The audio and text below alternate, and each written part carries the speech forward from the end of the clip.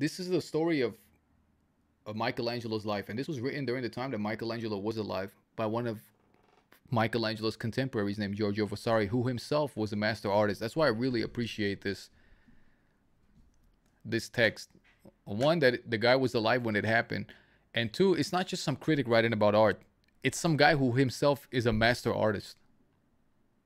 When I'm hearing some commentary about any sort of craft, if I had the choice, I would always prefer to hear the commentary of some person who is himself a master or extremely experienced in that craft.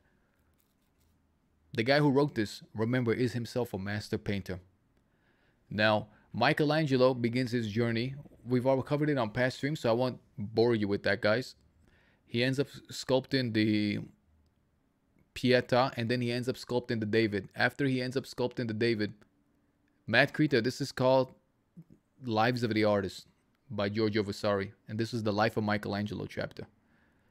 He ends up sculpting the Pietà, then he ends up sculpting the David. He's already got a renowned fame, and then he gets a giant project to work on the tomb of the Pope, and there's going to be like 36 sculptures in this giant marble, 36-foot giant tomb. During that time, you know, he's already getting a lot of haters, and there is a ceiling that needs to be painted in the chapel, in the chapel of Sixtus, the Sistine Chapel. Michelangelo wants to work on this sculpture, and some of Michelangelo's haters, specifically one person, his name is Bramante, who was the cousin of Raffaello, and Raphael was the rival to Michael at this time, tells the Pope, man, they start telling the Pope, you should get him to paint the ceiling. You should get him to paint the ceiling. You should get him to paint the ceiling. They started bugging the Pope so much about it. The Pope's like, fine, I'm going to get him to paint the ceiling. So he goes to Michael. Michael's, no, I don't want to paint the ceiling. I'm working on this. Leave me alone.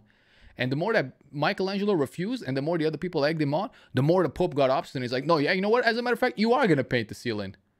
Michelangelo at this time had very little, almost no experience when it came to painting. And you're going to learn here. He didn't even know how to create the colors himself.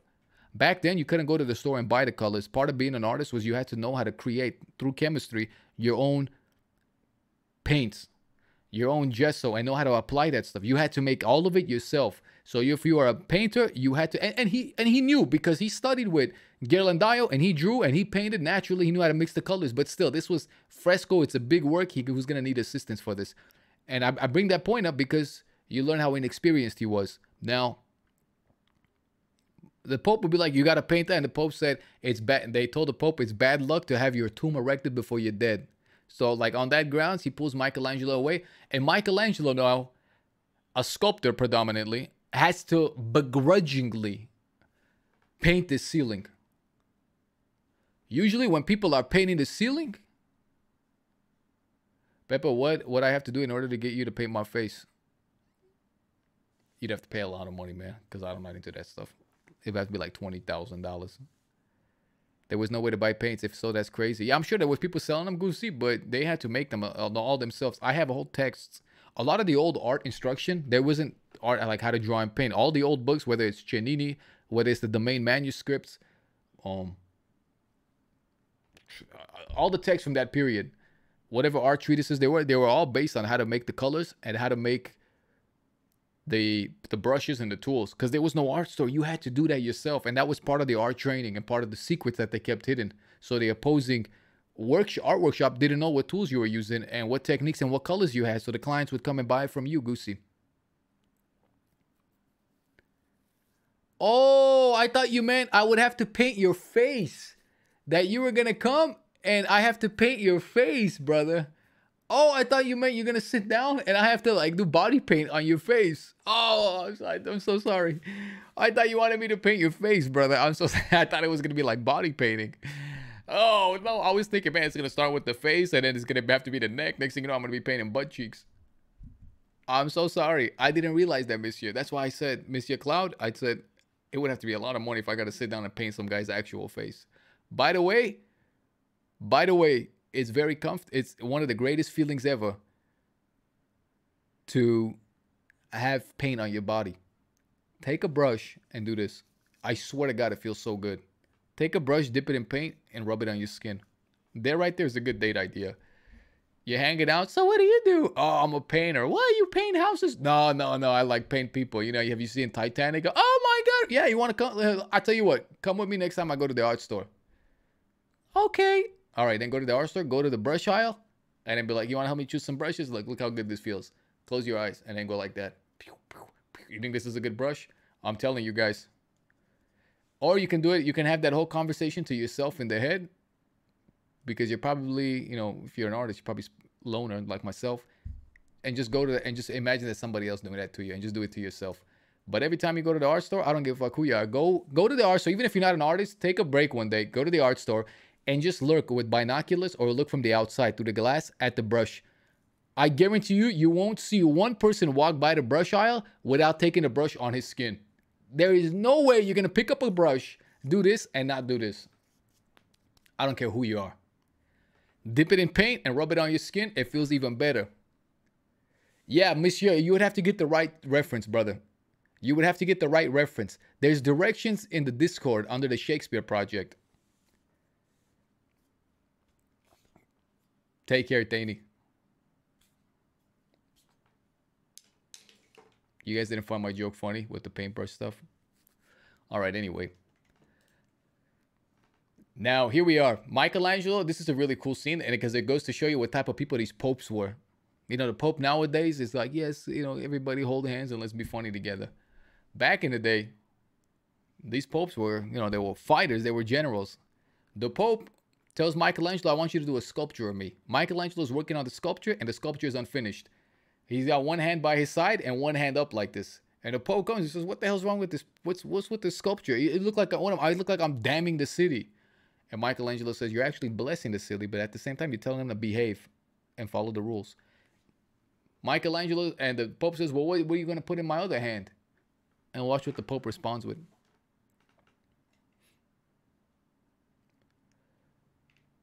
Michelangelo completed the statue in clay before the Pope left Bologna for Rome.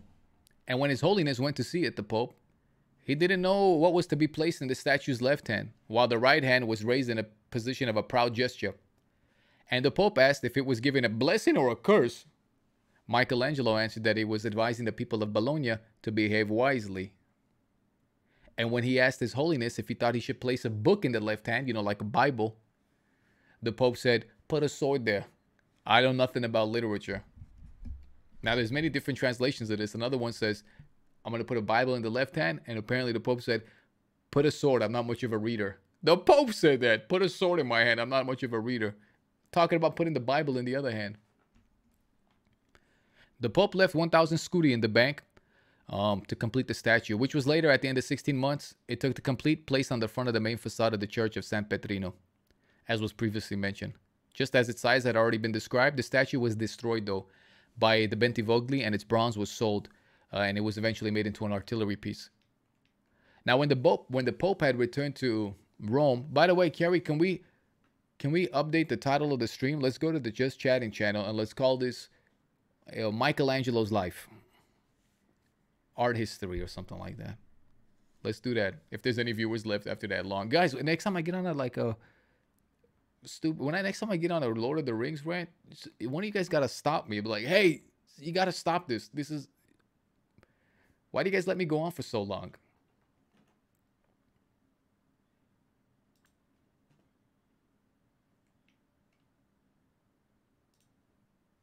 Should have been reading this from the start.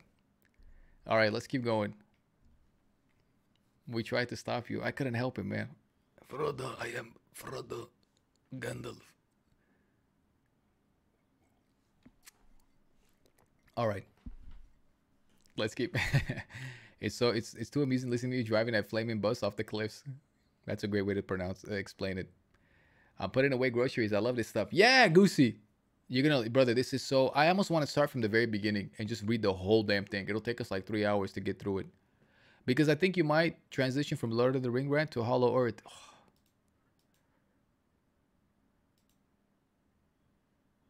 Okay, let's continue.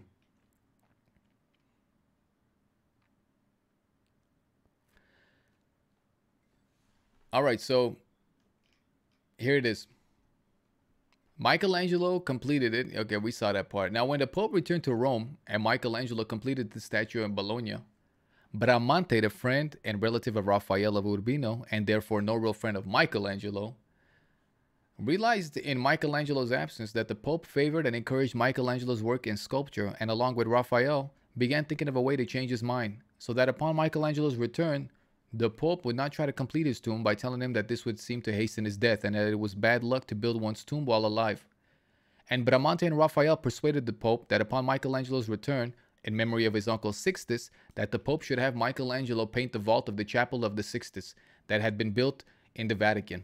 And in this way, Bramante and other rivals of Michelangelo hoped to take Michelangelo away from sculpture, in which they saw that he had reached perfection, and to drive him to desperation, assuming that by having him paint, he would produce less praiseworthy work and would be less likely to succeed than Raphael. Since he had no experience in doing fresco in color, and even if the work turned out well, doing it would make Michelangelo angry, and the Pope would make him angry with the Pope at any rate, so that in one way or another, their intention of getting rid of him would succeed. You see, they got a lot of haters at this time, or Michael did. So Raffaello, another great master, one of the greatest masters of all time, at this time is coming up. He's about a generation younger than Michelangelo. And they're trying to plot and scheme with one another to make Michelangelo, not as famous, because right now with his sculpture, after he sculpted Pieta, after he sculpted David, and after he sculpted a bunch of other stuff, he's like becoming a god at this time.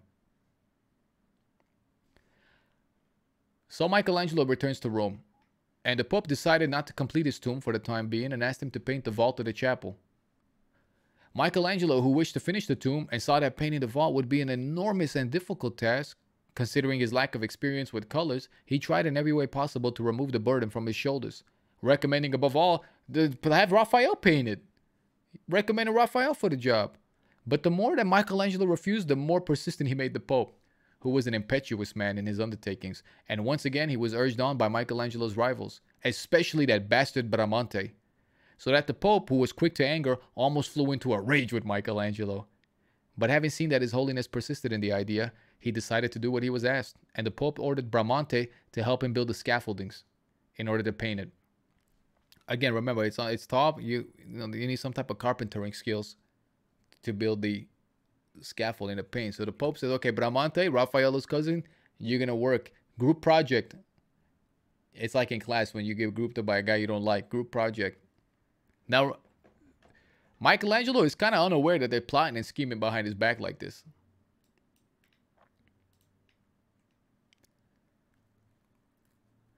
Now, Bramante did so to help with the scaffolding by piercing the ceiling and hanging ropes from these holes in the ceiling. And upon seeing this, Michelangelo asked Bramante, how are we once the painting is completed gonna be able to fill up those holes? And Bramante replied, quote, "We'll worry about that later," and added that there was no other way to do it. Michelangelo then realized that either Bramante knew little about what he was talking about, or he wasn't much of a good friend. And he went to the Pope and told him that this scaffolding was unsatisfactory, and that Bramante had not understood how to build it well. In Bramante's presence. He said that in Bramante's presence. The Pope replied that he should build it in his own way then. And so Michelangelo ordered the scaffolding built on poles, which did not touch the wall. Kind of like the way they build scaffoldings now around a building when they're constructing it. The method for fitting out the vaults he later taught to Bramante and others, and with which many fine works were executed. For this project, Michelangelo had the poor carpenter who rebuilt the scaffolding paid in advance for so much rope that by selling what was left over, which Michelangelo gave him as a gift, he paid the dowry for one of his daughters. Now, remember that Michelangelo not only is a poet, not only is a great artist, not only is a great sculptor, he was also a great architect, and much of the Vatican is designed by Michelangelo.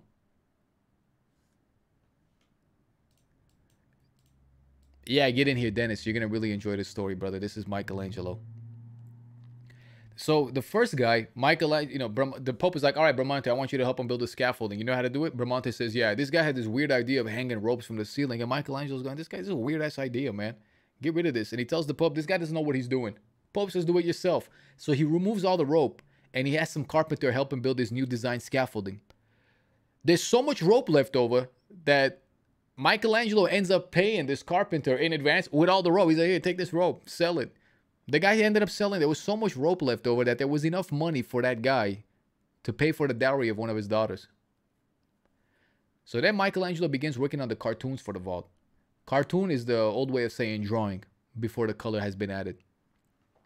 And the Pope also wanted him to destroy the walls that had already been painted in the time of Sixtus by the masters who came before him, and decided that Michelangelo should receive 15,000 ducats for the cost of the entire project, the price being set by Giuliano de San Gallo. Now, obliged by the size of the undertaking to seek assistance, Michelangelo needed help, so he sent to Florence for men, and having decided to demonstrate to this project that those who had painted there before him were unequal to his labors, and he wished to show the modern artists how to design and paint. Thus, the theme of the work compelled Michelangelo to aim high for the sake of both his own reputation and for the well-being of art in general, the art of painting. And he began and completed the cartoons, then wishing to color them in fresco, but lacking the necessary experience. So he brought some painters who were his friends, brought them to Rome from Florence to assist him in the project, and also to see their method of working in fresco, in which some were skills. Now these included Granacci, Giuliani Bugiardini, Jacopo di Sandro, and the elder Indaco and Angelico de Domenico, and Aristotle. Again, he's given this task, guys, but he needs to paint it in fresco. Now, at that time, whenever you would paint, the oil painting wasn't a thing yet. It had just been discovered, oil painting, in the Netherlands and come down to Italy. At that time, the way they would paint was with egg tempera and fresco. Now, has anybody ever been running through the grass and then got like a skid mark or fell into mud and you start with... If I took this coffee right now, here, I'm going to give you guys a perfect example. Pay attention to this because it's fascinating and important. Take a look at this coffee. If I pour that coffee on the paper, it'll paint the paper. If I pour this coffee on my shirt, what's going to happen is it's going to stain my shirt. The pigment, the powder pigment, was ground coffee. The vehicle is water. If you pull up any oil paint,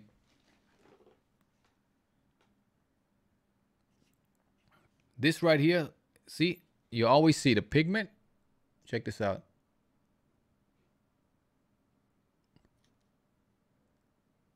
Come on, camera. See, it says pigment and it says vehicle. Pigment and vehicle. You always will have that, guys. The pigment is the powder itself. Skid marks are not the same as grass stains. You get what I'm saying, though. But what I want to say, brother, is you have the pigment again. Now, whenever you go to an art store, here, let's do this.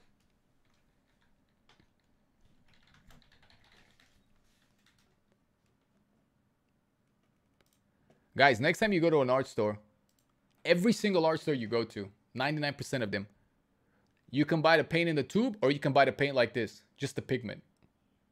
Right there. Whenever you're painting watercolor, all you have to do is mix water in there. You mix the water and you'll have, if that's red, you'll have like a reddish water. Then you can pick up your brush, put it on the paper. The paper will absorb the water. The water will evaporate, and what you're left with is the pigment on the paper. That's how coffee works. The pigment, in this case, is the coffee ground. The vehicle would be the water. The water picks up the coffee ground, drops it on your shirt. Your shirt will absorb the water will evaporate, and what you're left with is the coffee stain. That's the theory of paint. That's how painting works. Now, they discovered, they always knew about watercolor. That's some shit that everybody always knew, just because they knew you could stain stuff with it. But then they realized that you can actually paint with egg yolk. If you take egg yolk, that yellow part of the egg yolk, instead of the water, you can dip your brush in that and you can paint with that. So you would dip your brush in there, pick up the pigment, in theory, and you put it on you apply it. There's a few more steps in between, but that's how it goes. And they realized then that painting with egg yolk is actually way better because it leaves a clear, even though the yolk is yellow, it'll leave a clear glass-like enamel finish. So egg tempera painting was the main way of painting. That had to be painted on wood. Wooden panels. They prepare the wooden panel. They gesso it. They size it. Then they paint with that. There was another way to paint, which is fresco. And the way I best can describe fresco is like, imagine you had plaster that you're going to apply to a wall. All right, you got like this white plaster that you're applying to the walls. Imagine if you took pigment, you dumped it into that plaster, you mixed it. Naturally, you would have colored plaster, and then you would pick that up and you would paint it on the wall. There's fresco painting, and that's why it was painted on walls. It's like colored plaster. It's very durable. It'll last for years and years and years, but it's very labor intensive. You know, you got to have a lot of strength to work with that stuff, and you got to work quick because it dries fast. Same with egg tempera, it'll dry fast. Around that time in the 1400s, this guy over here, this guy right here, Jan van Eyck, Professor Quirrell, discovers oil painting. Because, has anybody ever cooked? Raise your hand if you've ever cooked in a pan before. Should we be in the just chatting or should we be in the art section? Raise your hand if you guys have ever cooked before in a pan.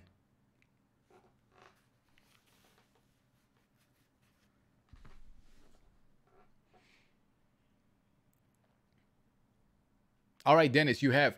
You ever notice whenever you put the oil into the pan? Yeah, no, oil taco doesn't. You ever put the oil into the pan and you notice whenever the oil touches the pan, the part of the pan that the oil is touching, the color becomes richer? If you spread oil on the pan, it starts to shine. If it's a cast iron pan, it becomes a lot darker black. Or if you apply oil, say on wood, if you apply oil on wood, the wood just becomes a richer color. Anything you apply oil to, if you take your shoes and you rub oil on it, all of a sudden the colors of your shoe become richer and shinier.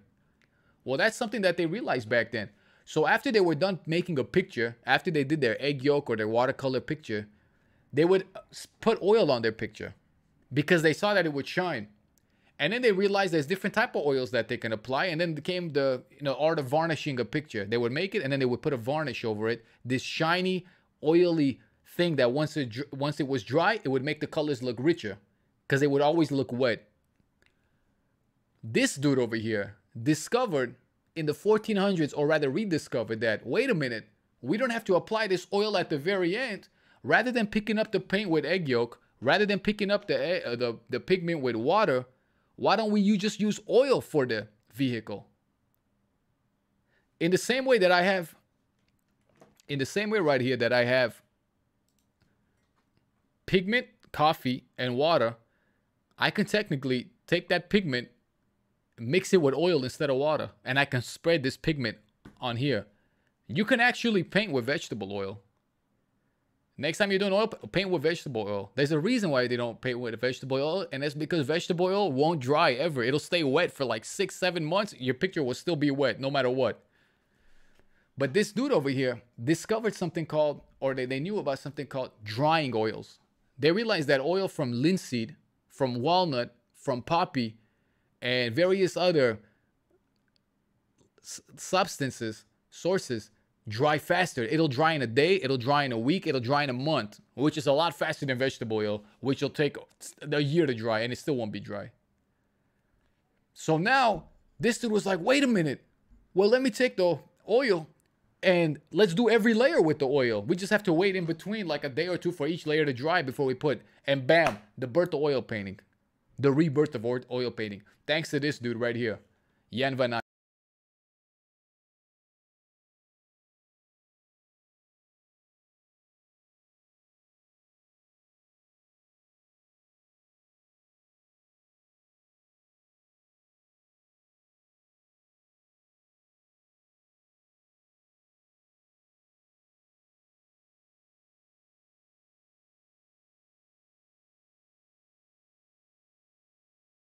Eyck in the Netherlands.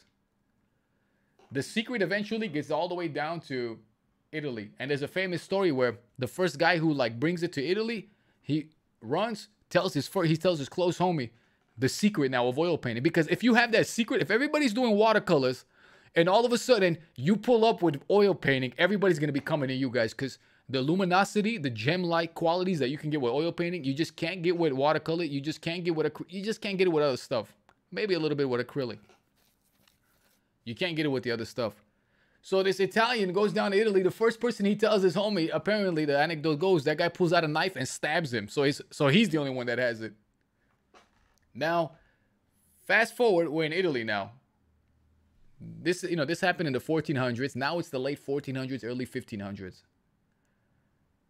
When the stuff got to Italy, a lot of artists were like, man, this is a weird medium. We're gonna stick to our tempera painting. We're gonna stick to our fresco painting. Michelangelo, as a matter of fact, famously refused to use oil painting. He said it's a medium for sissies. Verbatim, he said, I won't use that medium. It's for sissies. This slow drying bullshit. That's just Michelangelo's nature. Leonardo did work with oil painting when he came. You know, he experimented with it because he was just naturally more curious. Also, Raphael will end up making some masterpieces in oil painting. But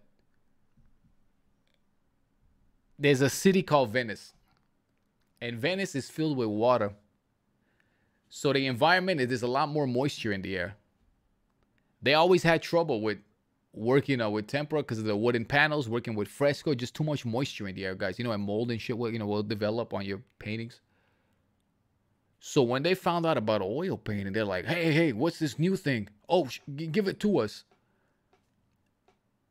Also, where there's a lot of water, there's a lot of boats. And also where there's a lot of boats, there's a lot of sail. And what's sail made out of? Canvas. Boom. You got the birth of canvas painting on oils. Right there. There it is. And so in the Renaissance, the great oil painters were not Michelangelo, were not Leonardo, were none of the Ninja Turtles. It was a guy named Titian and a guy named Veronese, the Venetian masters, and a guy named Giorgione. Those guys are the masters of oil painting back in the day.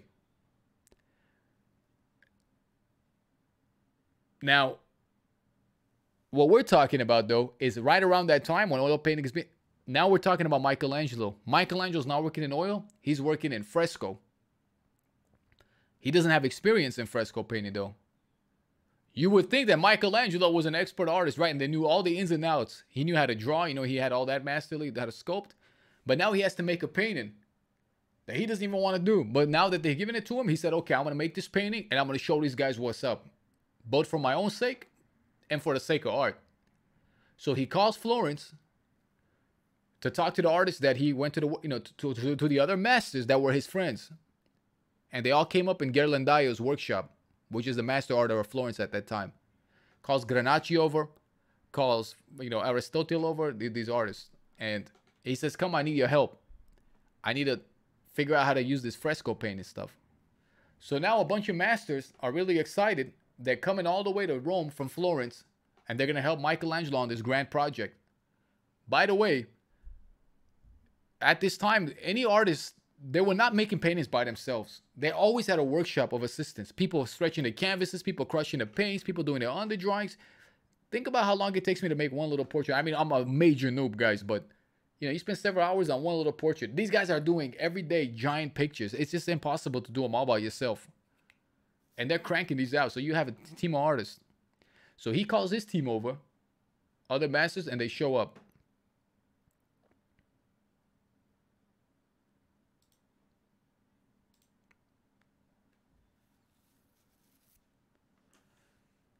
So Granacci shows up, Jacopo Giuliano shows up, Sandro shows up, Indaco, and Domenico. All these master artists show up. People that are really good in fresco painting. That's their profession. But when he saw that their labors were far from what he wished to achieve and failed to satisfy him, he decided one morning to pull down everything that they had done. And closing himself inside the chapel, he wouldn't even open it for them to even come, and he didn't even let them inside his own house. He decided one morning to pull down everything they had done, and closing himself inside the chapel, he would not open it to them or even see them at their home, at his home. And at first, and when the friends thought that this joke had been carried far enough, they made up their minds and returned to Florence in disgrace. That's the type of personality Michelangelo was, guys. They show up, these master artists. He's never even done fresco before, guys. His job is to paint the Sistine Chapel in fresco. He's never done fresco, but he has in his mind what he wants to do. So he calls his expert artist friends from Florence to show up and show him how to work in the fresco. They're showing him how it's done, and one day he goes, man, this shit sucks. Pulls them all down, locks the door, doesn't even let them in their house. He just leaves them outside, guys. And they get so annoyed, they leave, and they leave in disgrace. That's the type of dude Michael was.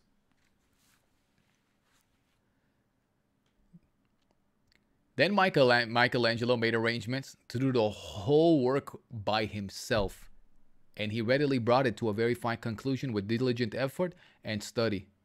Nor would he ever see anyone, to avoid having to reveal his work, and as a result, everyone's desire to see it grew greater every day.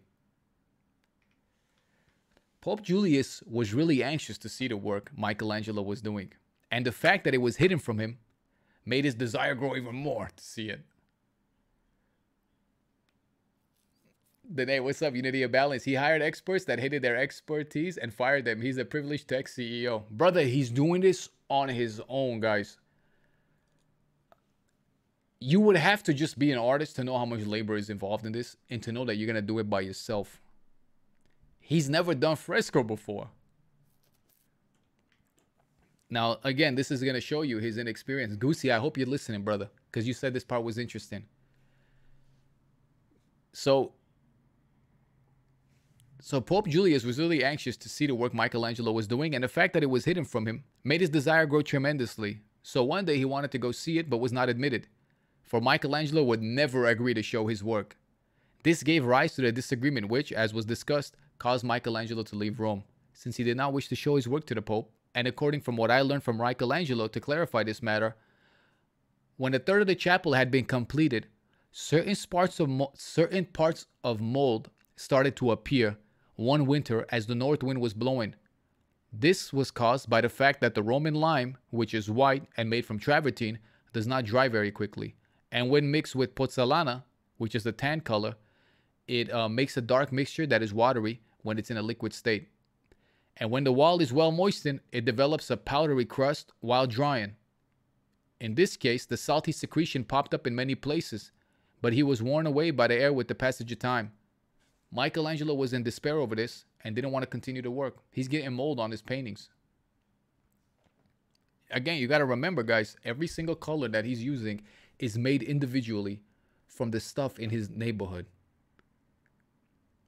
He's making a painting, guys. Like, you can't go to the store and buy, okay, I want to get some plaster, some primer, and I want to get these colors. And he's doing it. He's getting mold. Imagine you're working on a picture and you start getting mold pop up everywhere. He's in despair over this and he didn't want to continue.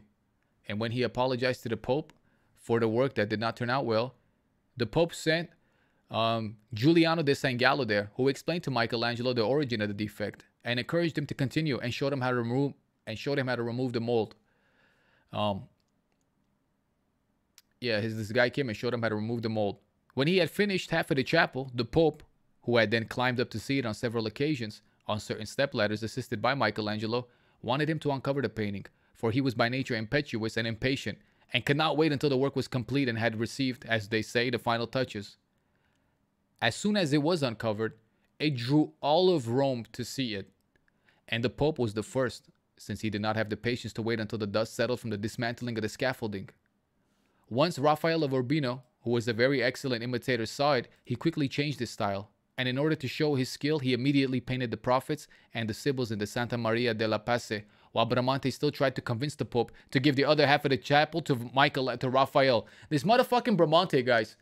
First, he tried to sabotage Michelangelo and say, you got to paint the whole thing. And then he starts painting a half, and he's like, no, give the other half to Raphael.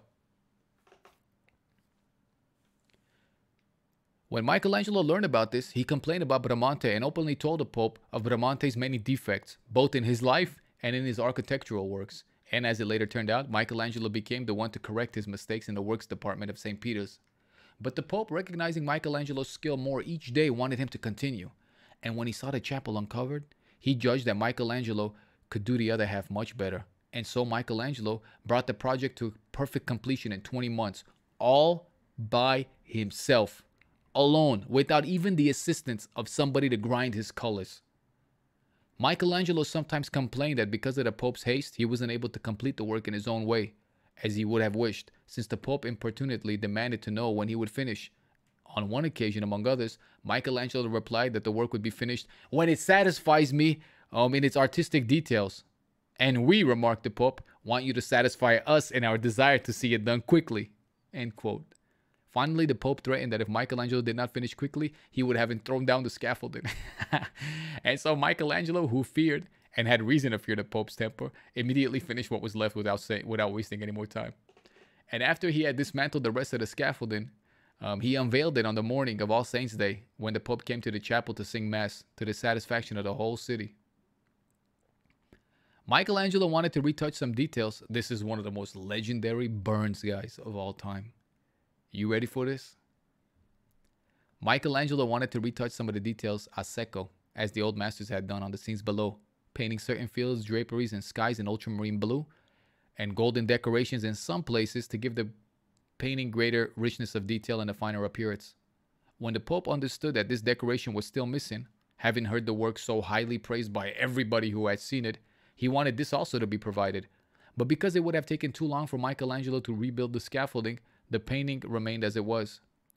Since the Pope saw Michelangelo often, he used to say to him, now look, Michelangelo wants to retouch it with, more blue in places and more gold. Gold paint in some places, like embellishments on the clothing and whatnot. But since it was already brought down, by the time all the scaffolding was rebuilt again, everybody has to get out of the chapel and he has to get up and try to paint that thing. He said, don't worry about it. But sometimes the Pope would see him and he would tease Michelangelo. No, Michelangelo wanted to do it, but they didn't. But the Pope sees him and goes, hey, are you ever going to, you should add the gold to the painting on the clothing. And he's trying to bust Michael's balls. So the Pope says to Michael, let the chapel be embellished with colors and gold because it looks too plain. And Michelangelo replied in a familiar tone, Holy Father, in those days men did not wear gold, and those who are painted there never were rich, for they were holy men who despised wealth. Drop the fucking mic. The Pope is a holy man, but these popes are money hungry, guys. They're hoarding wealth, they're hoarding gold. He says, paint it with gold, because remember, it's a religious scene with a bunch of holy figures. The Pope is saying, it's too plain, Michael. Add some gold. And he says, Holy Father, in those days, in the painting, men did not wear gold. And those that are painted here never were rich, because they were holy men who despised wealth. Now, I want to share with you another anecdote here. The School of Athenia, guys. This is a very important picture here.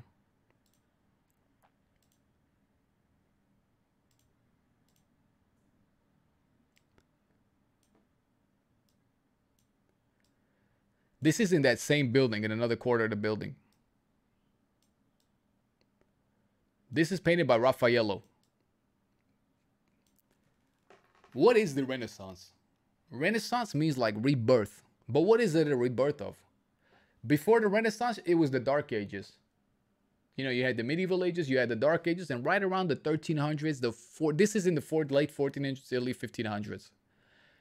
Right around the 1300s, the 1400s, the Renaissance happens. And there is a rebirth. There is a rebirth of philosophy, architecture, mathematics, artwork, painting, sculpture, music, all of that stuff. It's a rebirth. Mostly of the philosophical ideas of Athens, of ancient Greece, which is considered to be, it's one of the pillars of civilization, at least Western civilization, is Greece. Athens. It's said that Athens and Jerusalem are the two pillars on which all of the Western, the West is founded upon. Especially, say, the Greek, Athenia, Athens. It's said that what Raphael was trying to show here is that his generation in the Renaissance was up to par with the greatest generation, that being of the ancient Greeks. So in this picture here, this is called the School of Athens, but each one of these figures, each one of these models that he's painting here are his own contemporaries. In the center, you have Aristotle and you have Plato, the fathers, then like the godfathers of philosophy here. Now Aristotle, again, is like he's considered to be the dad of science. He was the first guy to say, Plato was all about, in his philosophy, the higher forms, higher powers, ethereal stuff, metaphysical. Aristotle was like, can we measure it? No, then I don't want to talk about it. And so that's why you see Aristotle pointing to the ground.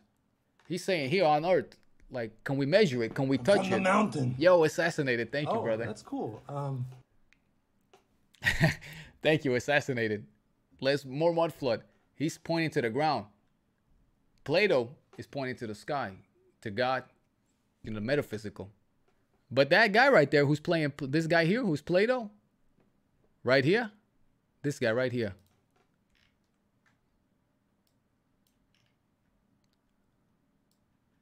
This guy right here, that's Leonardo da Vinci. He's putting Leonardo da Vinci there. And all of his homies are in this painting. You see, and it shows you how much they valued the classics. You got, see, this guy is writing. You have mathematics. You got a guy, there's a person over here with a compass. You have geometry right there. Raphael is actually painted here in the corner being cheeky. That's him right there. That's Raffaello.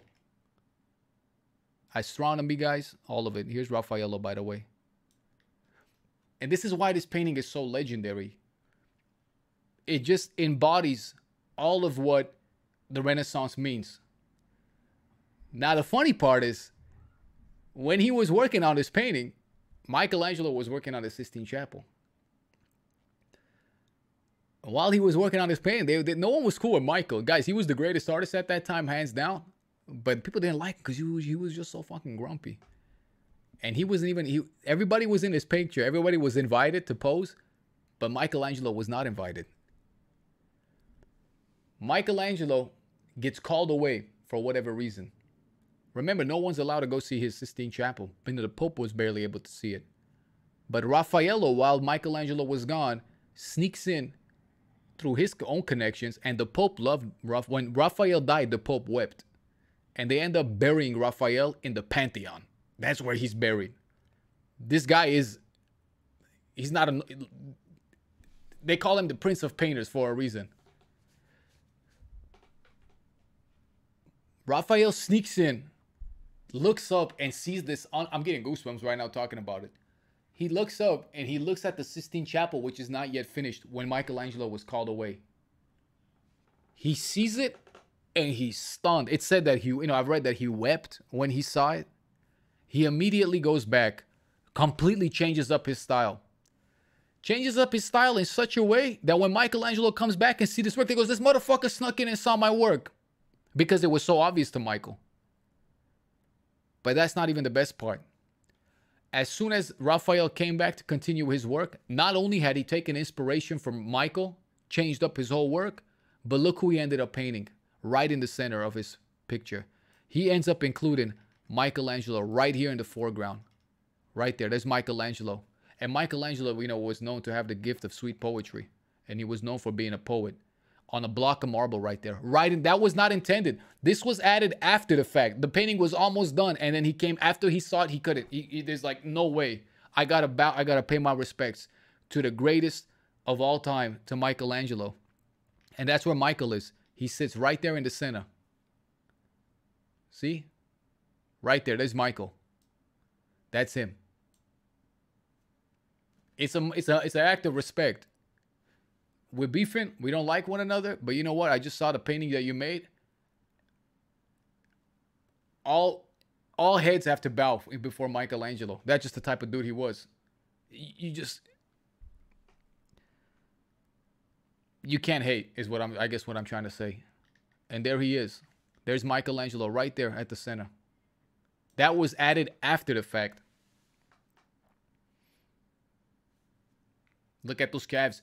He was said to be incredibly strong because whenever he's sculpting away, you would need like a lot of strength to like chip and before it. But it was said that Michelangelo, not only was he so strong, but his technique was so good that with like 2 hits, he can break off giant chunks of stone. Now, let's go back and let's continue reading. Now, Michelangelo was paid on account for this work in several installments, a total of 3,000 scudi, of which he had to spend 25 on colors.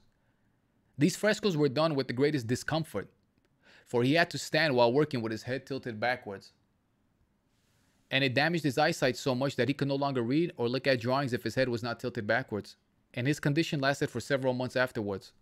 And I can testify to this fact, says the author, for after working on the vaults of 5 rooms in the great chambers of the palace of Duke Cosimo, If I had not built a chair upon which to rest my head while I was working, I would not have completed the work, for it ruined my sight and weakened my head to such an extent that I can still feel it. And I'm amazed that Michelangelo tolerated such discomfort. The guy who wrote the book, remember, is a master artist himself who's writing all of this. This dude is saying, I have no idea how he did it, all by himself with his head turned backwards. The guy who wrote it said, I had to work on some chapels for another Duke. I made a chair to lean back on. And sometimes I'm thinking about it, my head still hurts about it. Wait a minute. Hey, wait. Don't go anywhere. Come over here. But every day kindled even more by his desire to work, and with the great progress and improvements he made, he neither felt fatigued nor worried at all about the discomfort. Michelangelo will later on famously say, if people knew what I had to do for my art, they wouldn't call it wonderful. Like how much I suffered for it. Another famous thing that he said, quoted, was, my whole life, I lived, ate, and slept like a beggar. Just because he was working all the time. There wasn't time to enjoy and relax in luxury. Always covered in dust. But, that's just constantly working. Now, the compartments in the work were organized into 6 pendentives on either side, and one in the center of the walls at the foot and one at the head, in which Michelangelo painted the Sibyls and the prophets 6 arm length in height. And in the middle of the ceiling, he depicted the scenes from the creation of the world up to the flood and the drunkenness of Noah. And in the Junettes, he painted all the ancestors of Jesus Christ. Now, in the compartments, he did not employ any rules of perspective for foreshortening, nor any fixed vantage point, but he was about accommodating the compartments to the figures rather than the figures to the compartments, since it was sufficient to execute the nude and the clothed figures with a perfection of design that no work has ever equaled or will ever equal. And it is scarcely possible, even with hard work, to imitate what Michael has done. This work has been and truly is the beacon of our art. And it has brought such benefit and enlightenment to the art of painting that it was sufficient to illuminate a world for so many hundreds of years that had remained in a state of darkness. And to tell you the truth, anyone who is a painter no longer needs to concern himself about seeing innovations and inventions, new ways of painting poses, clothes on figures, and various other awe-inspiring details, because Michelangelo gave to this work all the perfection that can be given to such details. But any man will be astonished by this work who knows how to discern the excellence of the figures, the perfection of the foreshortenings, and the truly stupendous round contours, all of which possess grace and delicacy, and the beautiful proportions seen especially in those beautiful nudes, in which he demonstrates the extremes and perfection of his craft by creating all nudes of all ages, all different in their expressions and forms, both in their faces and in their features, some with slimmer bodies and other ones with larger ones. Likewise, his artistic skill can be recognized in their beautiful and varied poses, for some are sitting, others are turned around, still others are holding up garlands of oak and acorn leaves representing the coat of arms and insignia of the Pope, and signifying the fact that the period during his rule was an age of gold, since Italy had not yet entered into the hardships and miseries that she later encountered. Now I'm going to show you some of these pictures, guys. The rest is like a word-for-word description of what the painting looks like. And we don't have to go into that. But let's look up Sistine Chapel. I want you guys to see, and just to get an idea of the scope of this project. And remember that he did it all by himself. All by himself, guys.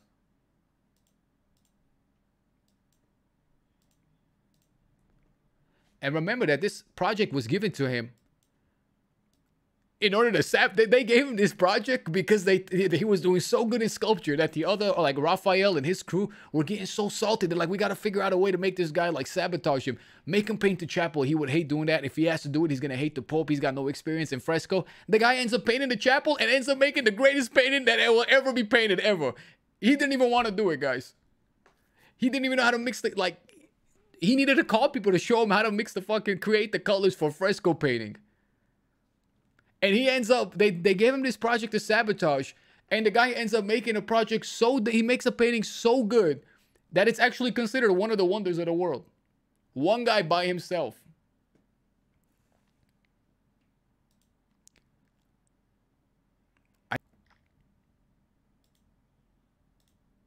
Here we go. See the creation of Adam? That's what this is from. By the way, check this out. This was actually kind of controversial too. Look at Jesus. He's inside a human brain.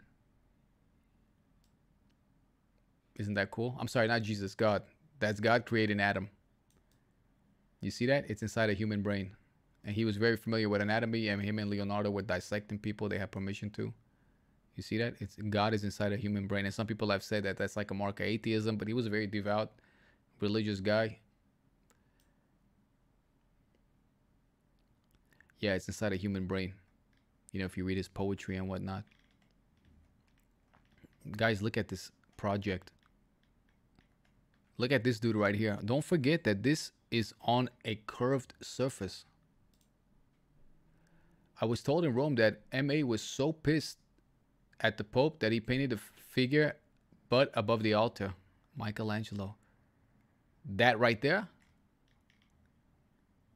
I don't know, because, you know, you don't see Vasari talk about that, and the Pope never talked about that.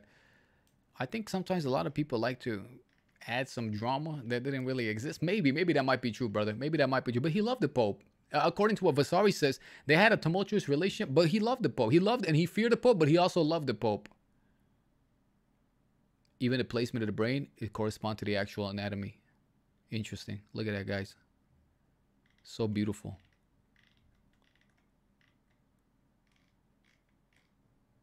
Gigantic. Each one of these figures. It's such a low-res image, unfortunately.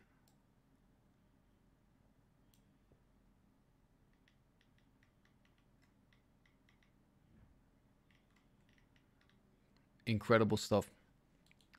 I find it so amazing that this gives you the scope. I find it so amazing that, you know, it was given to him as a project in order to make him fail, but the guy doesn't fail. He ends up chapel. Look at that. This right here is beautiful. This alone, this ground, this mosaic, whatever this is, this tile, is in and of itself beautiful. Just look at the scope of this ceiling, guys.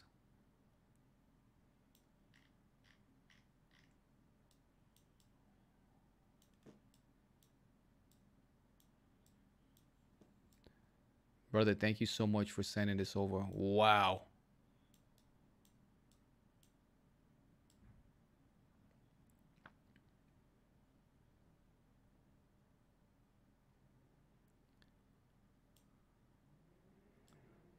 Guys, everywhere you look, there's some shit happening, some shit going down. By the way, this is Michelangelo himself right here. He never did a self-portrait, but that's him right there. Flayed. Hey, Quizzical, what's up, brother? All right, the clicking is kind of weird. It's like whenever you play a video game and up is down and down, the controls are inverted. That's what it's like.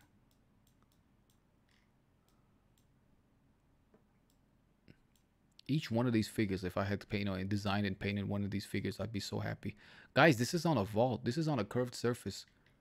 Just try to figure out how powerful and skilled you had to be on a curved surface this is painted. I don't have words to describe this. I know people, we use the word awesome a lot, but this is truly awesome. It's awe-inspiring. And I think we use those words a little bit too often, and it's lost its meaning, both awesome and inspiration. But I don't know what other word you have for this, especially since this was given to him as a project so that he can fail. And he ends up creating the greatest work of art ever. And he's not even a painter. He was a sculptor.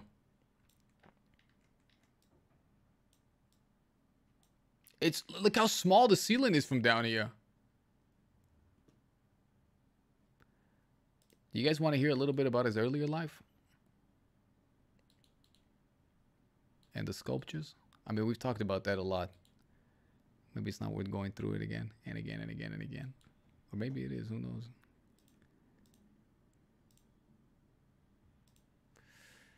Maybe we'll stop it there.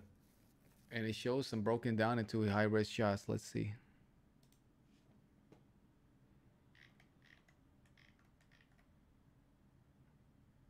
Beautiful, brother. Beautiful. Beautiful. It's exhausting reading out loud, guys. Okay, well, we'll read it anyway.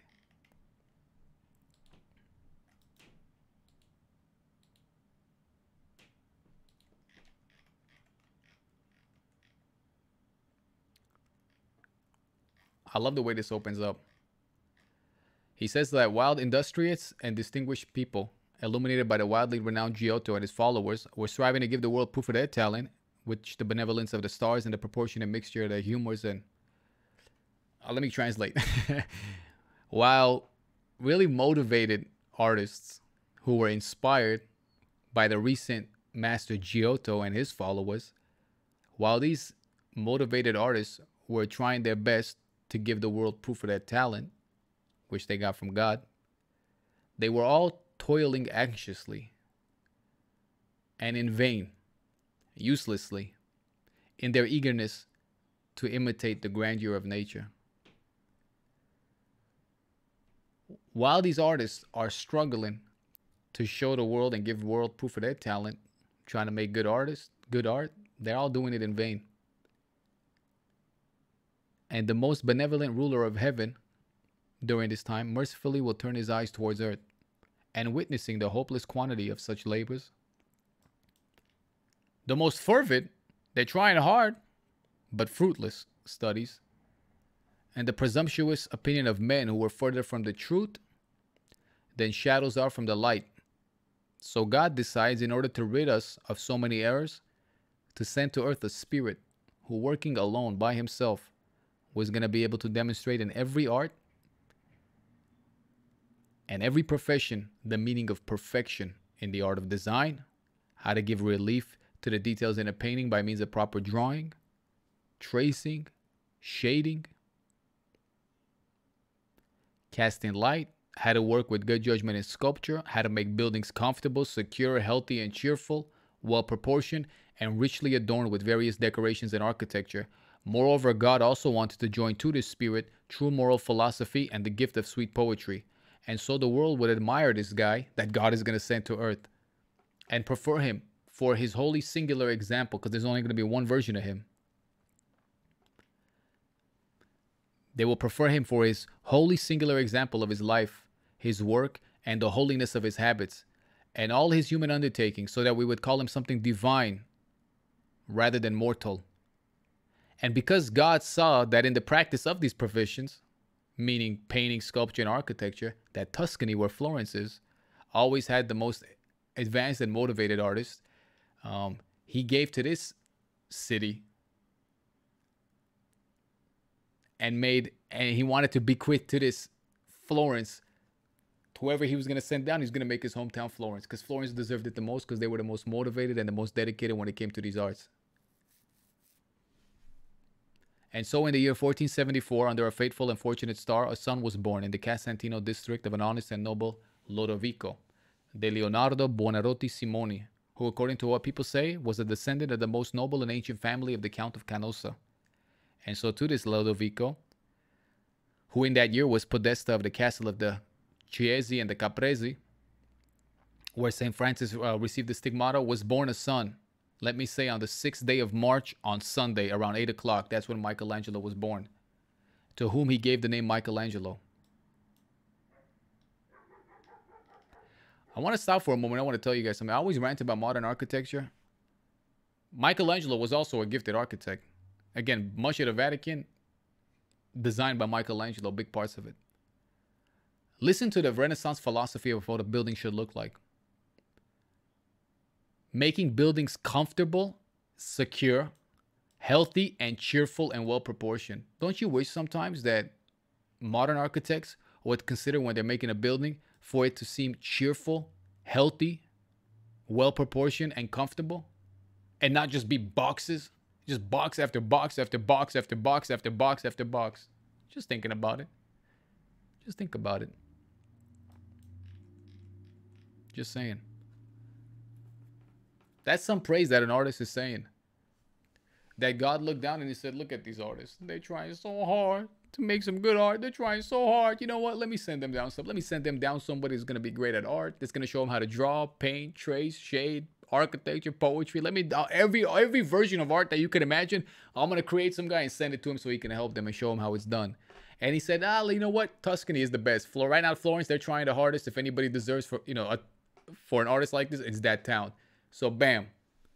And so in 1474, Michelangelo is born.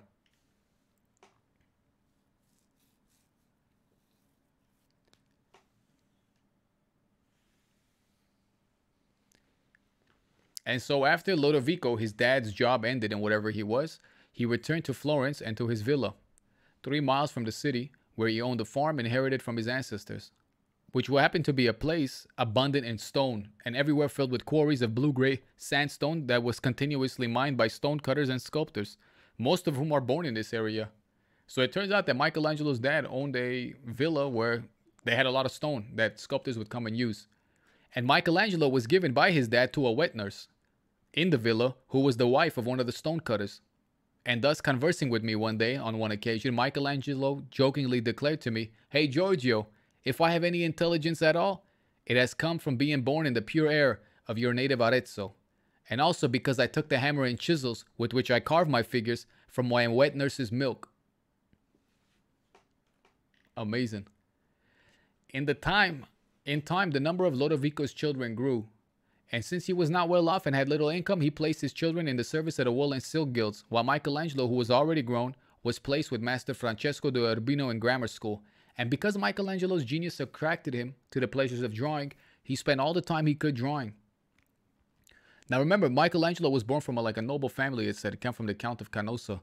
In this time, art was seen on low level, same as a blacksmith. Now, if you're the best blacksmith in the kingdom, you're going to be like the king's private blacksmith. You're going to rise up in the ranks. You're going to have notoriety and respect. But, a blacksmith on its own is not some position that you just get respect. Art is on the same level, guy. You're just like another tradesman. Now, if you happen to be the best in the whole country, obviously you're going to rise up in the ranks. But if you were from a no nobleman ever became a painter, by the way. That's beneath them. That type of labor. Michelangelo, from what I understand, is going to grammar school. I've read other places that he was going to become a notary. They can afford an education. Art is beneath them. But Michelangelo loves drawing, and he's drawing all the time, guys, in all his free time. He was drawing in secret. He spent all his time he could drawing in secret, for which he was scolded and sometimes beaten by his father and by his elders, since they probably thought that applying oneself to a craft that they did not recognize was a base and unworthy undertaking for their ancient house and noble lineage. Now, during that time, Michelangelo strikes up a friendship with a guy named Granacci, also a young man, who had been placed in Domenico Ghirlandaio's workshop. Now, Domenico Ghirlandaio at this time is the top artist, Erica, in Florence. He's the guy that everybody's going to. He's got the big workshop. If anyone wants to become an artist, that's where you go. Michelangelo strikes up a friendship with Granacci, who's studying with the great Ghirlandaio. Now, Granacci, who was fond of Michelangelo, saw that he was skillful in drawing, and he assisted Michelangelo every day by giving him sketches of his teacher, Ghirlandaio, known at that time not only in Florence, but throughout all of Italy as one of the best masters alive. And so Michelangelo's desire to draw increased day by day. And since Lodovico could not prevent the young man from studying design, he's like, this kid, just all he's doing is drawing. He saw no remedy for it, so he decided, in order to derive some benefit at least, upon the advice of his friends, to place him with Domenico Ghirlandaio. There you go. That's how it starts off his journey. Now, this part, it always leaves a deep impact on me, this part right here in the story. And it's one of my favorite parts of this text because, we go, where are the Michelangelos of today? I personally believe no generation ever has a monopoly on talent. That he was a genius then. There's geniuses of his potential right now living. Well, one of you guys might be it. He's young. He's going to school in his teens. And he's drawing all the time. And his dad beats him to try to make him to stop, but he doesn't stop. Eventually, his dad goes, well, fuck it. That's what he wants to do. That's what he's going to do. Takes him and gives him to Ghirlandaio. So every day from now on, 8-9 hours a day, all he's worried about is drawing and painting. One of my best friends from college, when he was young, he had the same problem. He would draw and sketch and not pay attention in class. So he was put on a medication called Vyvanse. I guess it's like Ritalin or Prozac for kids. It's ADHD medicine. I wonder if Michelangelo was born today, if he would have been put on ADHD medicine, and he would have been like, they would have given him medication to make him okay with being in class. I wonder, guys. I wonder. I'm not trying to start a debate or anything on the topic. Just think about it.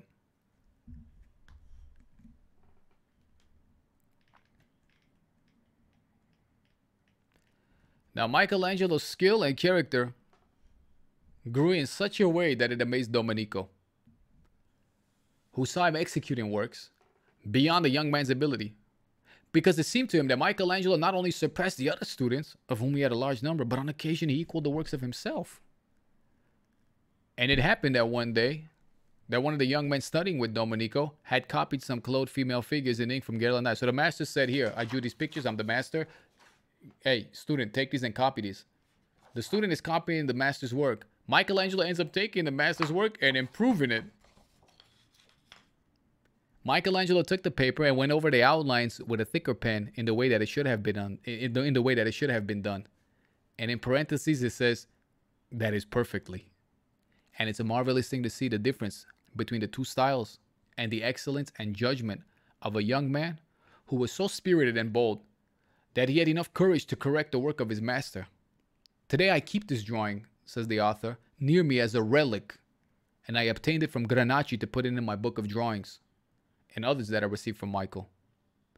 In the year 1515, when he was in Rome, I showed it to Michelangelo again, this drawing of his when he was young. And Michelangelo recognized the drawing and loved seeing it again, saying modestly that he knew more of art as a child than he did now as an old man. Now, while Domenico was working on the main chapel of the Santa Maria Novella, it happened one day that while he was away, Michelangelo began to sketch the scaffolding with some of the stools and implements of the craft, because whenever they're painting on buildings, they have to build scaffolding, climb up the scaffolding, and paint. They're on break, the master leaves on break, and Michelangelo's watching, and he starts sketching the people. So he begins to sketch the scaffolding with some stools and the implements of the craft, along with some of the young men who were working there. When Domenico returns, the master, and saw Michelangelo's sketch, he declared, "This boy knows more about it than I do." And he was astonished by the new style and the new kind of imitation that derived from the judgment given by heaven to a youth of such a tender age. For to tell you the truth, it was as much as one might expect in the practice of an artisan who had worked for many years. And this is the fascinating thing about Michelangelo that I think people don't understand. People like Bernini are incredible, and same master level. But Bernini had Michelangelo to study from. A lot of what Michael was doing was brand new. And if you looked at, let's say the before Michelangelo, the greatest sculptor maybe was Donatello, who came a few generations before him. Let's look at Donatello's David.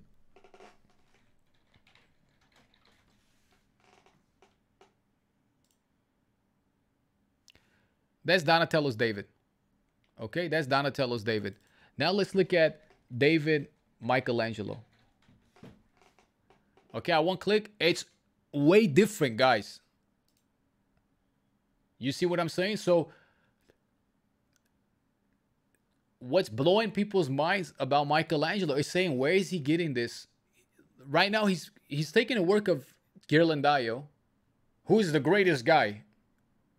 And he's improving Ghirlandaio's work. And they're saying, you have to think to yourself, what reference is he using? And that's why they keep saying that he's inspired by some divine source.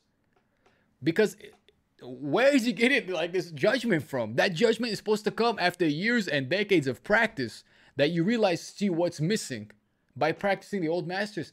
But here's someone that comes out and just instinctively just understands, and he's got this strength in his work.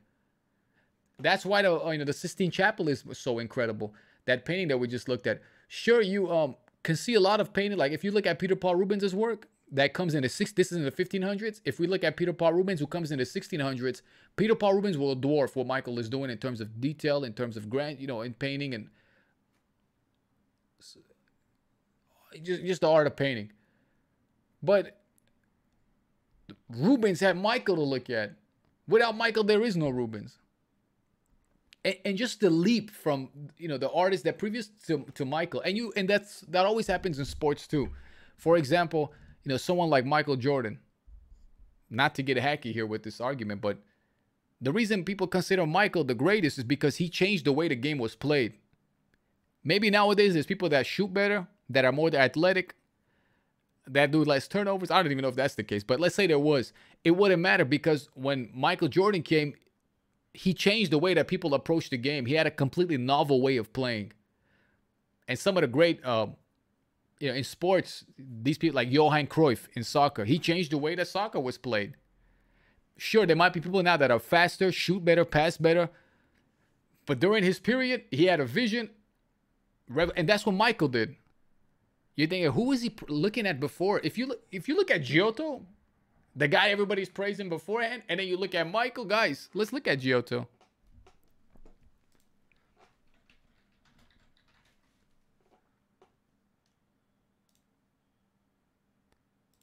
You went from this guy.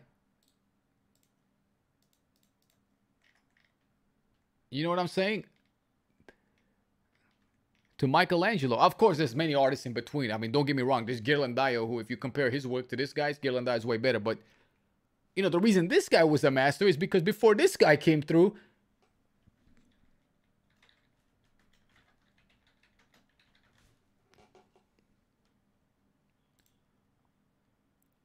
you had this guy.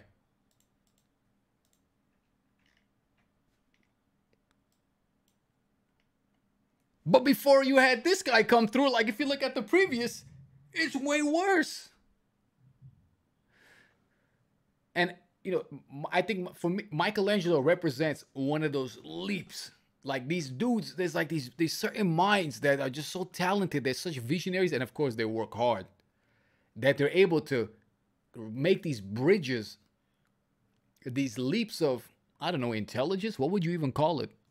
I just want you guys to keep that in mind, like the jumps.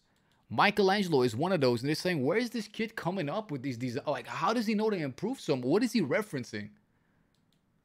And they go back to calling him, they say he's divine, like from the inside out. He's getting it from the inside somewhere. He's divinely inspired. Of course, he's looking around himself. And there was no better place to be than Florence.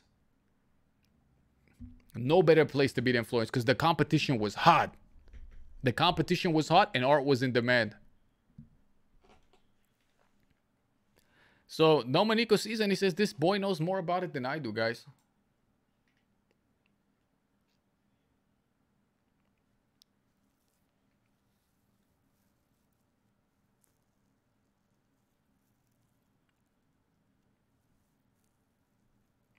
This was because all the knowledge and ability of true grace was in his nature.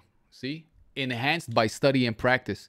So he has nature and grace given to him by the Lord, and that's amplified by his study and practice. For in Michelangelo, he produced more sublime works every day, as he clearly began to demonstrate in the portrait he did from an engraving of Martin the German, which gained him a fine reputation.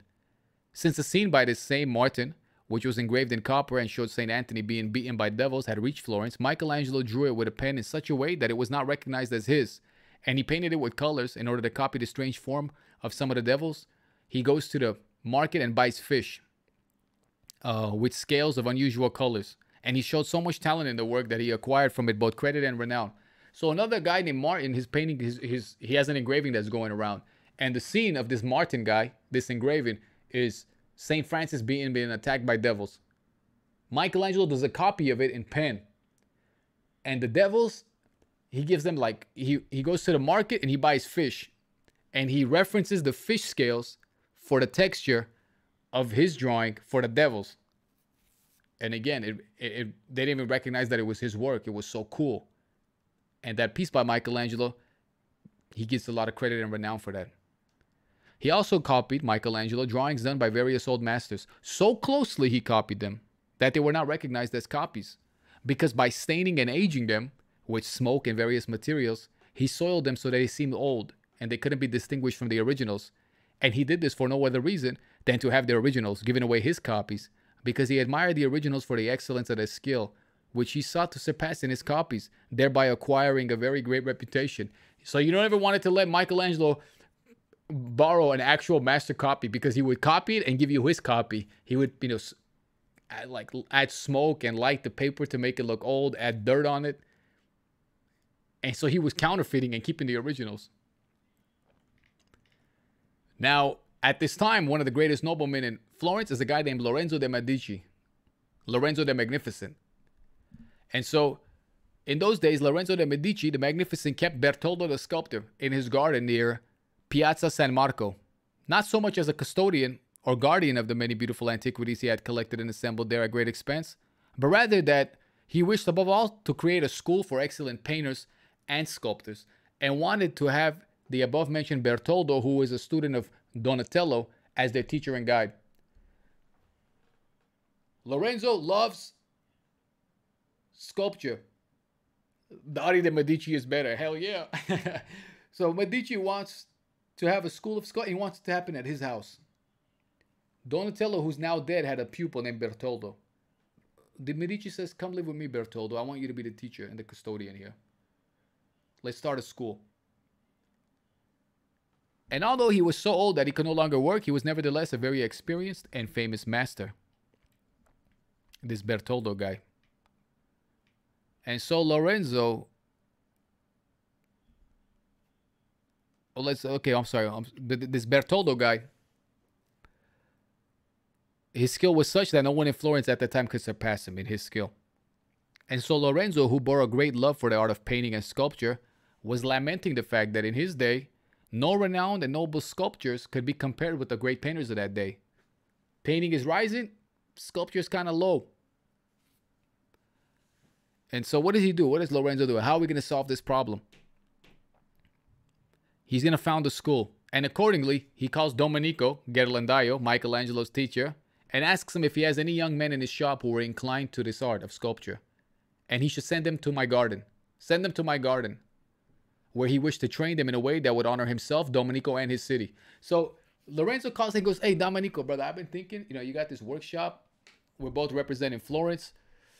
We need some sculptors, brother. Like, we got amazing painters, but what's happening to sculpture? You got any students over there that you think are good sculptors, will have potential for sculpting? Listen, grab them and bring them over to my garden, okay?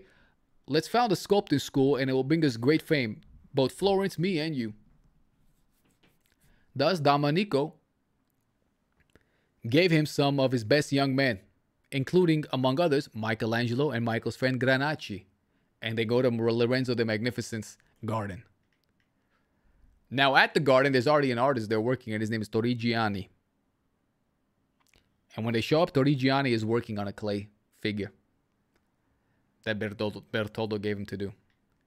Michelangelo shows up, sees there's already a kid working, and Michelangelo saw these figures, and he made some himself on the spot to rival those of Torrigiani, who was already there working. So that Lorenzo, seeing his high spirit, always had great expectations for Michael, and encouraged him after only a few days. And Michelangelo begins copying with a piece of marble the antique head of an old and wrinkled faun with a damaged nose and laughing mouth, which he found there. So Michael's going around the sculpture garden, and there's an old faun, like an old half deer, half human creature, with a damaged nose and a laughing mouth. Now, although Michelangelo had never before touched marbles or chisels, the copy, the imitation, had turned out so well that Lorenzo was astonished, guys.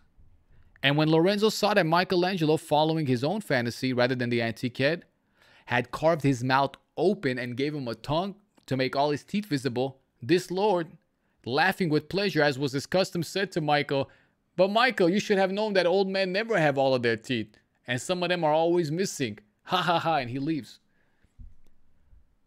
Michael takes a sculpture, a marble, and he starts copying. But he doesn't copy it exactly. He makes his version of the faun with a mouth open and the tongue out. And Lorenzo's like, man, this is insane. And he's kind of like busting Michael's balls. He goes, but Michael, that's an old faun. You know that old people never have all of their teeth. Ha ha ha. And he walks away. In that simplicity of his, it seemed to Michael, though, who loved and feared this lord, that Lorenzo was correct. And as soon as Lorenzo left, he immediately broke a tooth out and dug out the gum in a way that it seemed that the tooth had fallen out. And anxiously, he awaited Lorenzo's return, who, after coming back and seeing Michelangelo's simplicity and excellence, laughed about it on more than one occasion, recounting it to his friends as if it were some type of miracle. And having resolved to assist Michelangelo and to show him favor then, from that moment forward, he sent for his father, Lodovico, and said if he could have the boy, telling him that he wanted to raise him as one of his own sons. And Lodovico, the dad of Michelangelo, most willingly granted this request. The greatest nobleman in all of Florence is calling you and saying, hey, listen, I want your son to be my son. He's going to come to my house and live with me from now on and eat at my table. Go for it. And then Lorenzo prepared a room for Michelangelo in his own home and had him cared for And so that always he ate at the table with his sons and other worthy and noble people who stayed with Lorenzo, and he was treated with honor. And this occurred the year following Michelangelo's apprenticeship. Michelangelo goes to his first master, Ghirlandaio, for 1 year, guys. He's already advanced and living in the house of Lorenzo. Michelangelo at this time was either 15 or 16 years old, and he remains at Lorenzo's house for 4 years until the death of Lorenzo the Magnificent. I mean, is the story amazing or what, guys? Who's into it? No, they had telephones for sure during the Renaissance.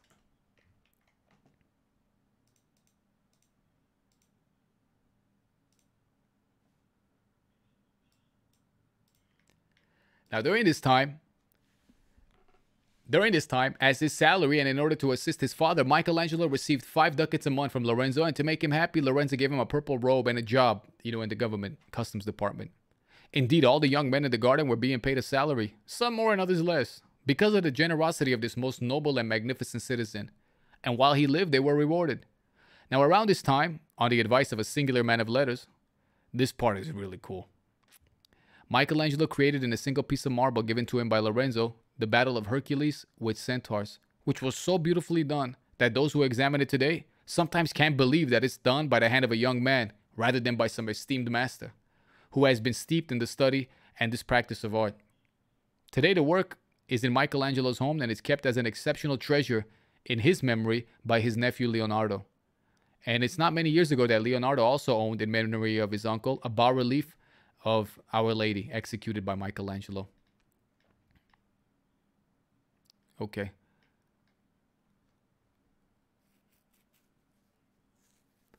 Now, returning to Lorenzo the Magnificent's garden, it was completely filled with antiques and lavishly decorated with excellent paintings, all of which had been collected there for the beauty, as well as for study and pleasure. And Michelangelo always having the keys to the whole house, for he was far more eager than the other young men in all his actions, and with great boldness always proved himself to be very quick. He sketched the paintings of Masaccio for many months in the Carmine, and he copied those work with such judgment that he amazed the artisans and others in such a way that along with his fame, envy began to grow against him. It's said that Torrigiani, the existing student there, who struck up a friendship with him, was fooling around when prompted by envy at seeing Michelangelo more honored and more talented as an artist. He struck Michelangelo in the fucking nose with such force that he broke and flattened Michelangelo's nose permanently, unfortunately marking Michelangelo for life. And that's the reason why he was banished from Florence. So when Michelangelo showed up, there was a guy like living well, Torrigiani, he was the main guy. Lorenzo was taking care of him. All of a sudden, this newcomer comes in. The boss ends up loving him way more, and this kid gets jealous and ends up punching Michelangelo. And it's said that he's permanently disfigured his face. And that's the reason given, or another one of the reasons given why he was so antisocial and why he never did a self-portrait. Because he had this flattened nose. Now, after the death of Lorenzo, Michelangelo returned to his father's home with endless sorrow over the death of such a great man, a friend to all with talent. And there he purchased a large block of marble from which he carved a Hercules that was 4 arm lengths high. That's about 12, 13 feet.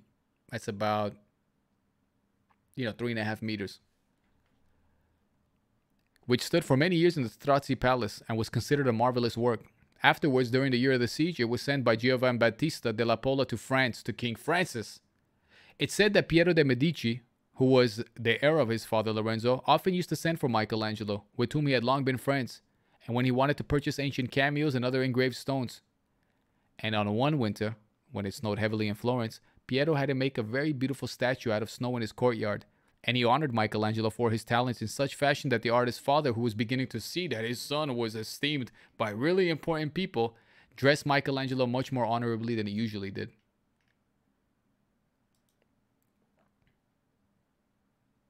Now, at this time, guys, in Italy, there's different, there's not a united Italy. There's different provinces. There's Florence, there's Rome, there's Bologna, there's Milan. And a lot of the times, they're beefing with one another. And if you're crossing from border to border, you have to have all your passports and all your paperwork. Now, for the Church of San Spirito in Florence, Michelangelo carved a wooden crucifix that was placed above the lunette of the main altar, where it remains to the satisfaction of the prior who provided him with spacious quarters, where on many occasions Michelangelo dissected dead bodies in order to study the details of anatomy, and began to perfect the great skill and design that he subsequently possessed. There you go. There's notes from that time that he was able to do that. It happened that Medici were driven. It's funny because like you watch documentaries and stuff and be like, he did it in secret. No one knew about it. He was in the crypts dissecting. They would have killed him, burned him at the stake. Listen, it wasn't that big of a secret because Vasari knew about it and he's writing about it. Okay? There were also doctors back then that would dissect bodies.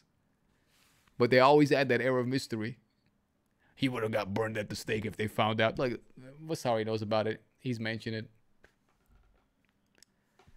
So, here we go. It happened that... Hey, you guys, thank you, man. Thank you, Thrashes, Chico. I'm glad you guys are all here and enjoying it with me. Tell a friend that we got something like this happening here. Help us grow.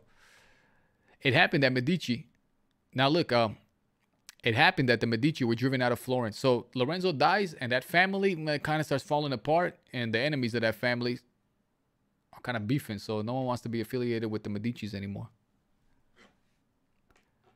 So it happened that the Medici were driven out of Florence, and that a few weeks before, Michelangelo had already left for Bologna, and then for Venice, because having seen the insolent actions and bad government of Piero de' Medici, he feared that some sinister accident might befall him, since he was a friend of that family. And finding nothing to keep him in Venice, he returned to Bologna, where he foolishly neglected to take the countersign for leaving the city when he came to the city gates, as had been decreed at that time as a precaution by Messer Giovanni Bentivogli, who ordered foreigners without the countersign to pay a fine of 50 Bolognese lire.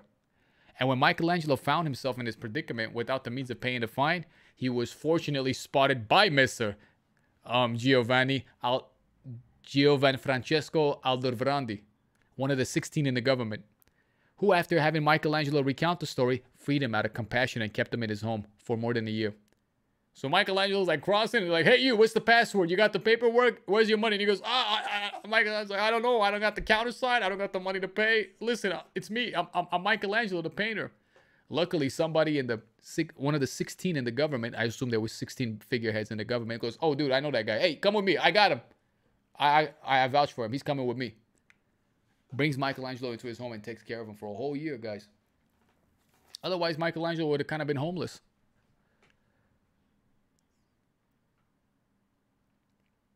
And so Michelangelo found himself in this predicament without means of paying the fine. He was fortunately spotted by one of the 16 in the government, who, after having Michelangelo recount the story, freed him out of compassion and kept him in his home for more than a year.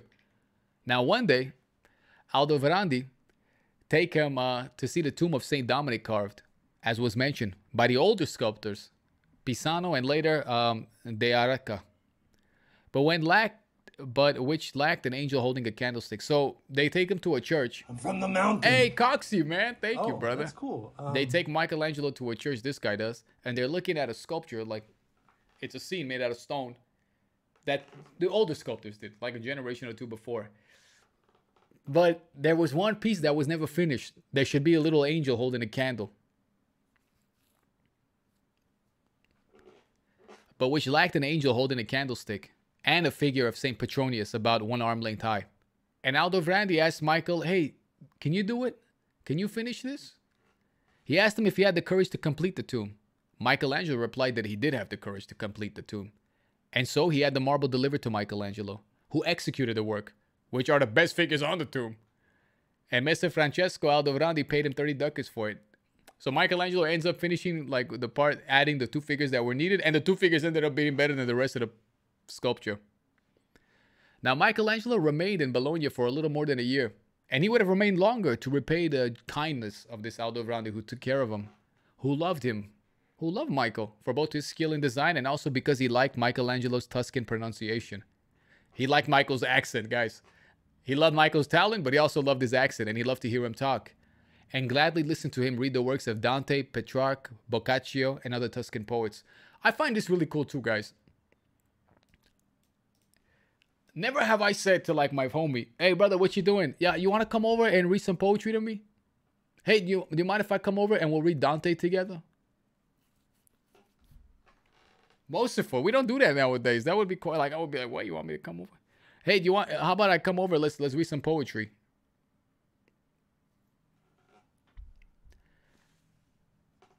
Now, Michelangelo realized that he's wasting time, you know, so he willingly returned to Florence and carved a little figure of St. John in marble for Lorenzo de Pier Francesco de Medici.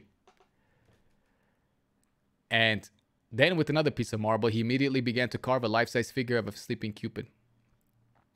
This sleeping Cupid, guys. Now, when this was completed, this right here is such a cool story. Whisper sweet nothings in my ear. Yeah. I always tell people with nice voices to come read me bedtime stories, but they never do. Now we try to light each other's farts on fire. Real step in evolution. You guys, this is one of the coolest parts here. Wait for it. Chico, you're going to dig this, brother. He does a sleeping Cupid. When this work is completed, Baldassare de Milanese showed it as a beautiful piece of work to Pier Francesco, who agreed with Baldassare's judgment and declared to Michael, Michael, if you bury this, like underground, you know, make it dirty, I'm convinced that it would pass for an ancient work. And if you send it to Rome and you made it look old, you treated it as to appear old, you would earn much more than by selling it here. It's said that Michelangelo treated it in such a way that it appeared to be ancient. Nor is it astonishing, since he had the genius to do this and more. So they do that, and they have an agent, some Milanese guy, take it to Rome. And they end up selling it as an antique statue to Cardinal San Giorgio for 200 ducats. They did a counterfeit classical. They made a sculpture. They're like, brother, if you make this look old, you can get a lot more money for it. So he buries it on the ground. You know, they treat it. They do a bunch of stuff to make it look old. Because even back then, antique art is always going to be worth a lot of money. And it's said that in this period, guys, if you were a nobleman, if you had a dukedom, there was two ways of acquiring power and prestige. Prestige more. I shouldn't necessarily say power. Two ways. Of course, wealth is always one, but either by having an army or by collecting the arts. Being a patron of the arts. Several generations in the future, when Peter Paul Rubens comes around, he's employed by a guy named Vincenzo Gonzaga, the Duke of Mantua. Mantua didn't really have like standing armies and stuff, but they were legendary for their art collection. And it was just that back then, if you were a nobleman, if you were a king, if you were royalty, part of what you had to do, part of your resume had to be, like, you had to have an understanding of the arts and be a collector. It increased your prestige, your value. So they end up buying, so they sell this as an antique sculpture to a guy named Cardinal San Giorgio for 200 ducats. Now, they deceived the cardinal, right? But later the cardinal heard from someone who had seen the Cupid being carved in Florence. And using every means to discover the truth through one of his messengers, he forced the Milanese agent to return his money and take back the Cupid. They were exposed. They were exposed. He said, give it back to me. Now, look what happens. There's a twist in the story here.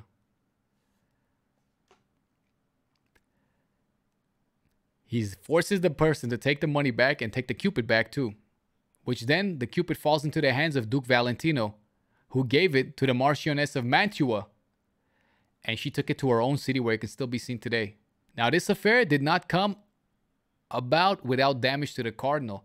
It was the cardinal, the guy who said, take it back, give my money back, who lost his reputation here, guys. He took a big L here.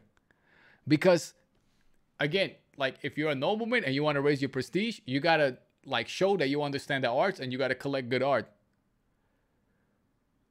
I just mentioned the Duke of Mantua. And look, right here, that someone from that family ended up buying the work and it went to their city.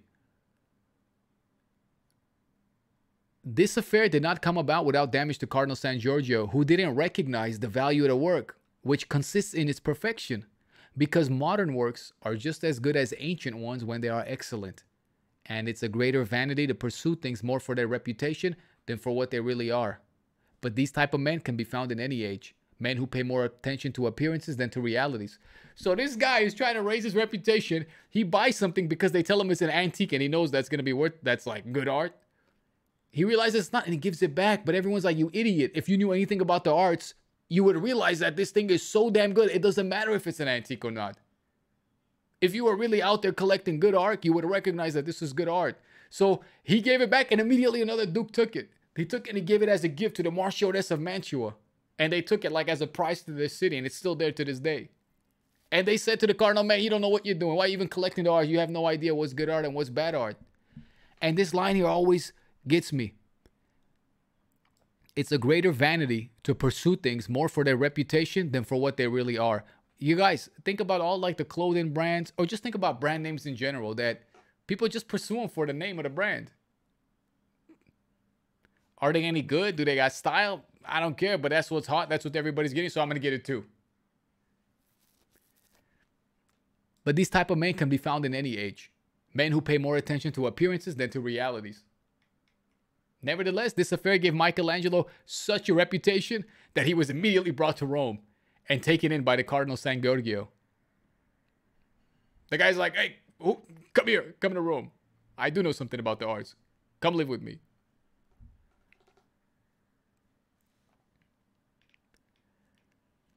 With whom he stayed for almost a year. And the cardinal, who had little understanding of the arts, did not give Michelangelo anything to do, guys. And during that time, the cardinal's barber, a painter who worked with diligence and tempera, but lacked all the sense of design, befriended Michael, who drew him a cartoon with the figure of St. Francis. Now afterwards, sometime afterwards, Jacopo Galli, a Roman gentleman and a man of some intelligence, clearly recognized Michelangelo's talent and had him carve a life-size Cupid in marble, and then a Bacchus 10 palms high, holding a cup in his right hand, and in the left a tiger skin, along with a cluster of grapes, which a little satyr is trying to cat.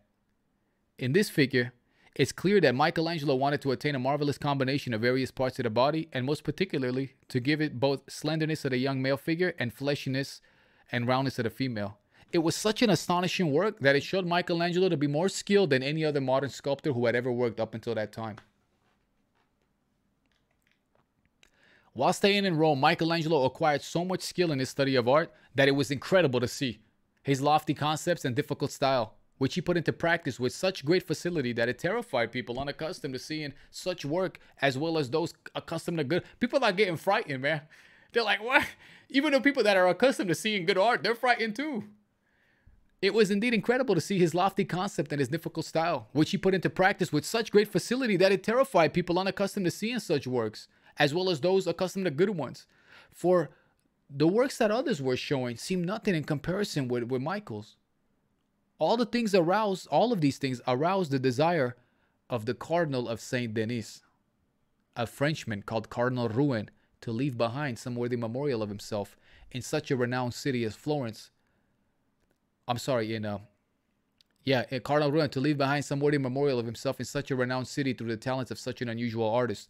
And he commissions Michelangelo to do a marble Pietà in the round, which, when completed, was placed in St. Peter's Chapel of the Madonna della Febbre in the Temple of Mars.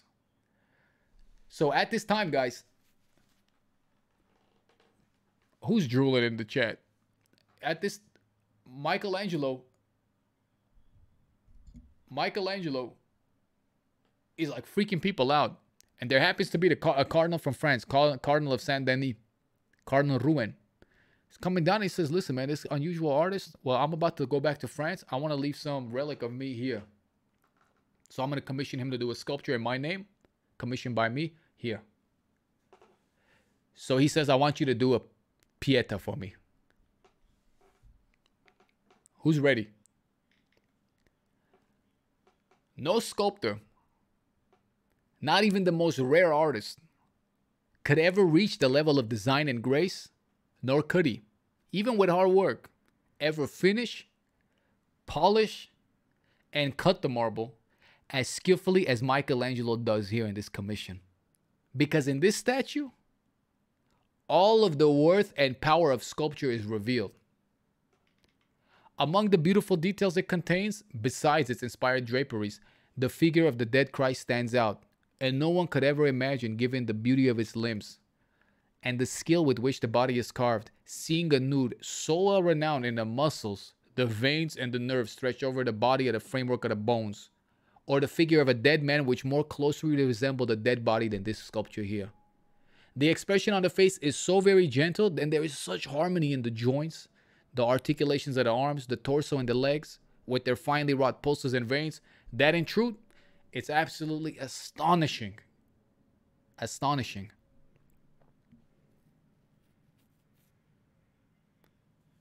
That the hand of an artist could have properly executed something so fucking sublime, excuse my language, and admirable in such brief a time.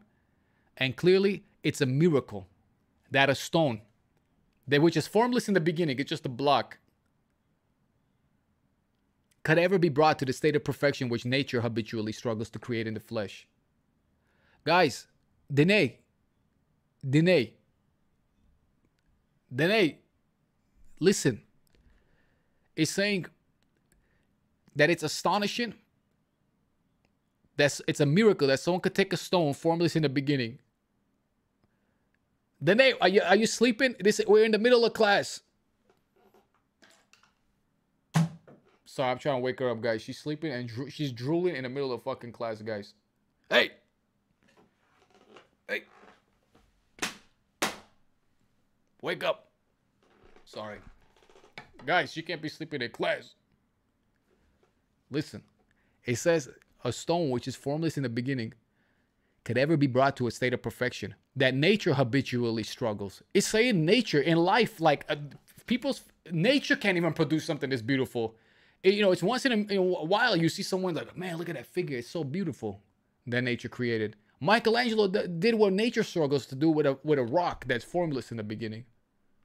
And Michelangelo placed so much love and labor in this work that on it, something he did in no other work, he left his name written across the sash. Let's go ahead and read this now. Okay? I'm sorry, let's look at it. Pieta Michelangelo.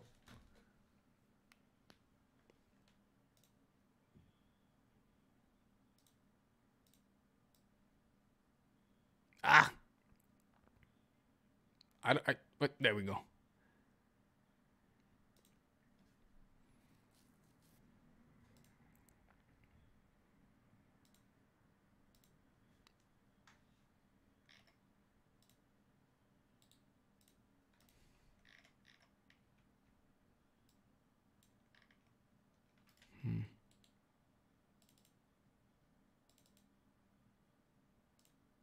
How do I zoom in? It says 5,000 pixels. Come on. 5,000 pixels.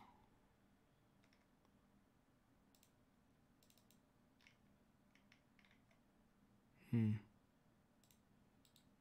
if I save image as, save, file, open.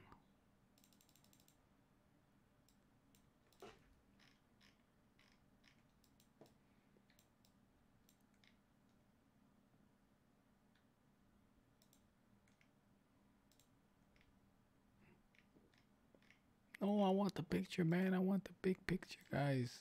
Come on. I want the big picture, man. Someone give me a high-res picture of this. Man, it makes me so sad when I can't get the high-res picture. Okay, I'll do this. Fucking look at this. Look at this sculpture, guys. Look at those bones, man. Look.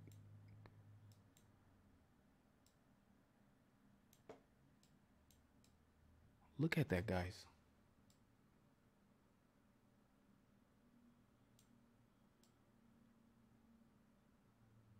This is made. Hey, settle down. You guys sorry? Every time I do that, they end up smiling more. Gonna have to expel every single one of them now. All right, let's see. Guys, look at that. Look at the drapery for a second. Look at the sinews in the arms. Look at the veins, guys. Look, I mean, he's what, in his 19, 20, 22? He's so young when he's doing this, guys. It's breathtaking. I hate to use those words because people use this a lot on other stuff, but this is actually breathtaking. Was it colored? No, brother. It's made from pure marble. No, it's made from marble. No, I think it would be ruined if it was painted.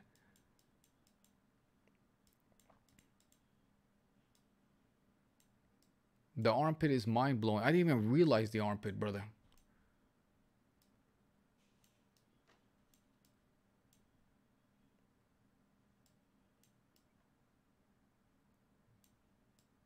Isabella, settle down. You guys are really causing a lot of disruption in my class. Hey! Sorry, guys. They're like going crazy over here. If you could only see what they're doing.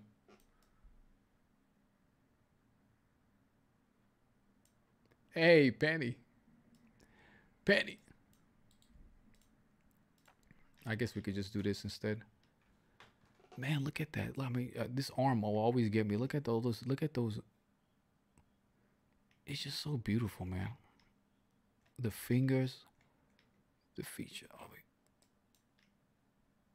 it. Guys, I need to put some beautiful music on.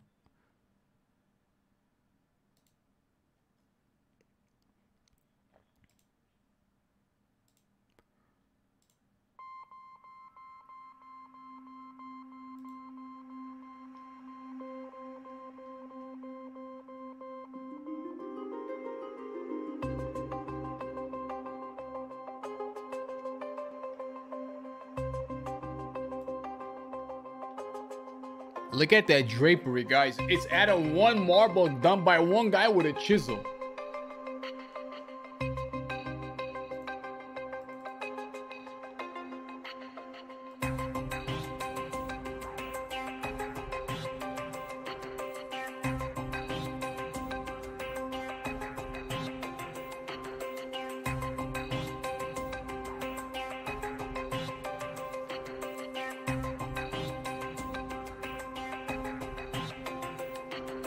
I have no words, guys. There are no. I guess I'm impressed. Even Oso's impressed, guys. In order for this guy to be impressed, no one even knew it was possible.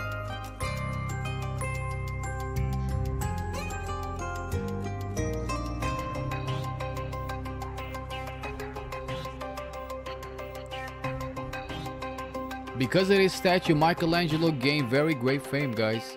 And some people more stupid than anything else say that he made Our Lady too young, but they failed to realize or to discover that spotless virgins keep themselves young. And their faces remain well preserved for a long time without any blemish whatsoever. While those who are afflicted, as was Christ, do the opposite. And so this work added more glory and distinction to Michelangelo's talent than all the others he had done before.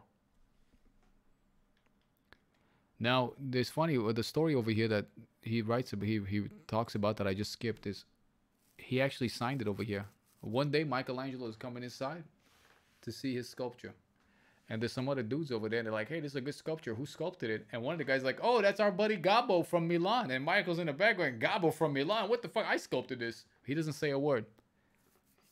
And that night, this is what Michael does.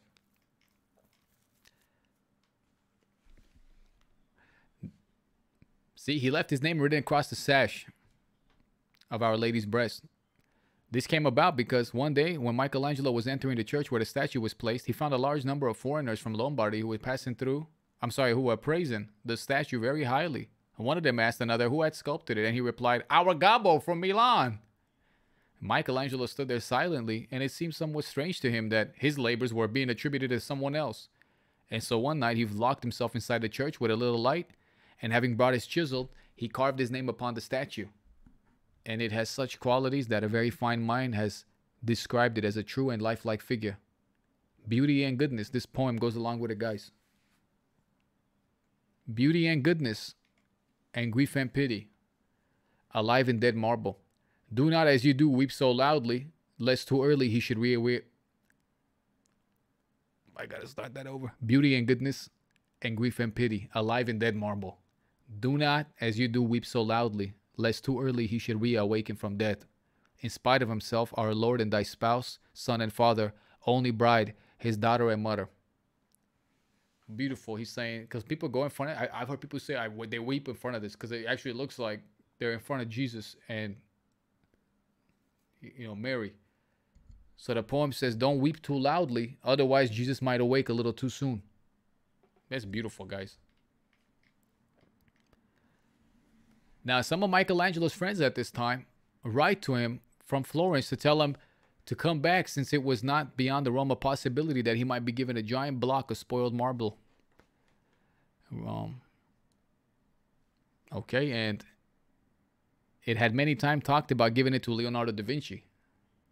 And he was then arranging to give it to Master Andrea Contucci, an excellent sculptor who was trying to obtain it, although it would be difficult to carve an entire figure out of it without adding additional pieces. No other man except Michelangelo had the courage to complete it without other pieces. And since many years previously he had wanted it, Michelangelo attempted to obtain it when he came to Florence. So at that time, one of the government works, it's called the Works Department of the government. They commissioned a lot of pictures. His homies come, they go, Michael, brother, remember that big stone that you were wanting? Come, they're about to give it to Leonardo da Vinci. They're thinking about giving it to this other dude. They're gonna use that. You should come back now, and maybe they give it to you. So Michael, hey Penny, runs, goes to Florence. Now the rock, it's kind of narrow and tall, and some other person started a sculpture, messed up, and dropped it. Says, sorry guys, I messed up, and he ran away. Now they're stuck with this giant piece of marble. Other people want it, but these other people that get it are gonna add other blocks, and they're gonna use it for another project. Michael's the only one who had courage and said, give it to me. I'm gonna do it all by myself. I'm not gonna add anything other stone. I'm gonna create something out of this. The marble was 9 arm lengths high. That's about 27 feet.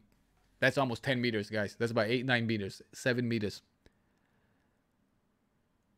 Unfortunately, a certain master, this guy's about to get flamed, Simone de Fiesoli, had begun to carve out the figure of a giant, and the stone was so poorly hewn that he had bored a hole between the legs and botched and bungled everything. And so the people in the government who were in charge of the project abandoned the block without thinking about completing it. And it had already lain there for many years and was lying there still. Michelangelo once again examined it closely, and calculating that one could carve a reasonable figure from the stone by adapting its pose to the rock, which had been mutilated by Master Simone, he decided to request a block from the trustees and from Soderini, who was kind of like the boss of the city at this time, believing that whatever he made of it would be better than the condition that it appeared to be in at that moment. For whether broken up in pieces or left in that poorly hewn state, it was of no use whatsoever at the current, for the government right now. And so Michelangelo did a wax model depicting a young David with a sling in his hand as the symbol of the palace. For just as David had defended his people and governed them with justice, so too those who govern the city should courageously defend and govern it with justice. And he began in the statue of the Works Department of Santa Maria de' Fiori, where he erected a scaffold between the wall and the table surrounding the marble. And working continuously without letting anybody see it, he brought the statue to a perfect completion. The marble had been mutilated and spoiled by Master Simone, and in some places even Michelangelo's willpower did not suffice to achieve what he wished, and he allowed some of Master Simone's original chisel marks to remain on the extremities of the marble, a few of which can still be seen.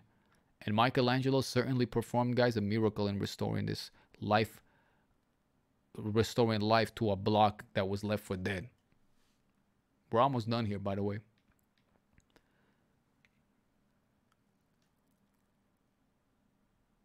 Now, when it was done, guys, the boss of the city, Soderini, sees the statue and it pleased him greatly. But while Michelangelo was giving it the finishing touches, outside, they're about to reveal the whole thing. Guys. It's outside. Everyone's seeing it going, wow. The guy that commissioned the sculpture, they always have to sometimes, always got to make a comment to show that they know what they're talking about. Michael goes up. He's putting the finishing touches on it. And this asshole tells Michelangelo in front of everybody that the nose of the figure is too large, Michael. What's Michael got it now? You can't say you're wrong, especially in front of everybody. And Michelangelo, realizing that this guy is standing right under the giant and that his viewpoint did not allow him to see properly, Michelangelo climbed up the scaffolding to satisfy this Soderini, who was behind him nearby. And having quickly grabbed his chisel in his left hand, along with a little bit of marble dust, he found on the planks of the scaffolding. Michelangelo began to tap lightly on the chisel and let the dust fall, the fake dust fall.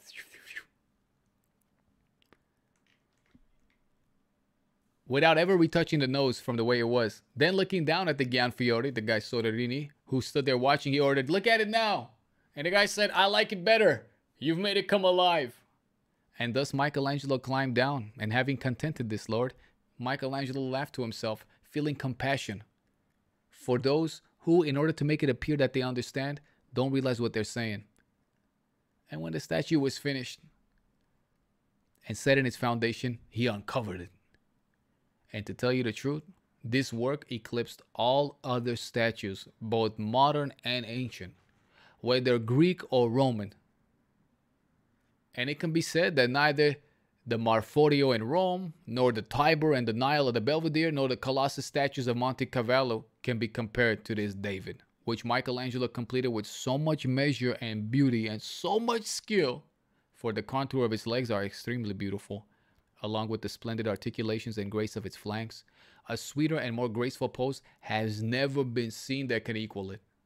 Nor have feet, hands, and head ever produced which so much well match the other parts of the body in skill of workmanship or design. To be sure, anyone who sees this statue, guys, need not be concerned with seeing any other piece of sculpture done in our times or in any other period. Michelangelo received 400 scudi in payment from the Piero Soderini, and David was erected in the year 1504. The statue brought great fame to Michelangelo in the art of sculpture, and as a result, he cast an extremely beautiful David in bronze for the above-mentioned guy, which Soderini then sent to France. At the same time, he roughed out, but left unfinished 2 marble tondos for the Taddeo Taddi, which today hangs in his home. There you go. And let's take a look at the David, and we'll stop it there, guys. Even though there's some more so cooler stuff that happens here.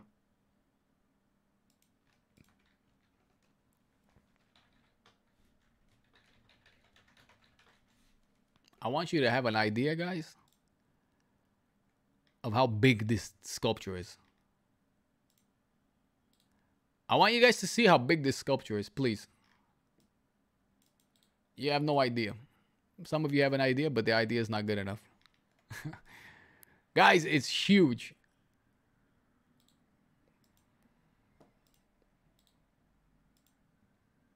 I have to wait. I got it's so dumb, man, that I gotta worry about censoring it. Is any parent gonna complain that we're looking at Michelangelo's David? Does Michelangelo's David count? Can I I know the PP is showing, but there's nothing vulgar about it. There's nothing vulgar about it. It's annoying that I gotta worry about hiding this, because looking at this sculpture, it's gonna improve anybody that sees it. It's not gonna make anybody worse off by seeing this beautiful piece of art.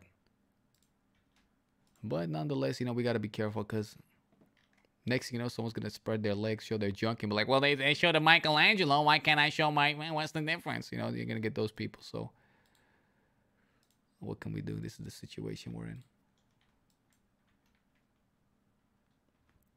Hey, Temza. All right, now let's kind of delete some of this. Science alert.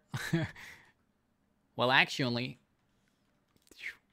we're gonna get those guys.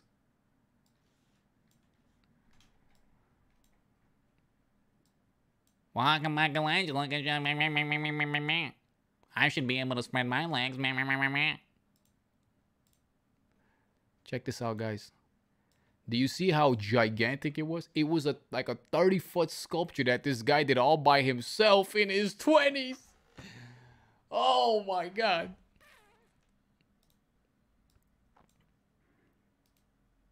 Guys, please understand that when they say Michelangelo is the greatest of all time, well, art is subjective, and just because you okay, let it be subjective. Subjectively, he's the best, and objectively, he's the best. I don't care if you like it or not. I don't even like it, but I have to admit it. It's so beautiful. The sculpture, guys, the rock was narrow and long, and it was botched. Some guy saw and fucked it up. And no one ever touched it for years. Some people wanted it, and they were going to add it to some other blocks of sculpture and do some other project with it. Michelangelo came and says, I'm gonna sculpt something. I can make it work. And so he adapted the pose to fit to the marble. And when you see it, because initially it was set up high, the higher it gets, like the bigger the head and whatnot get. So that when you're looking at it from the bottom, the perspective, it makes it seem normal. Like when you look at it from the bottom, look how perfect the head looks. But if you were to look at it straight on, the head would seem larger because as the thing goes higher, it gets smaller, because of perspective. He even compensates for that, guys.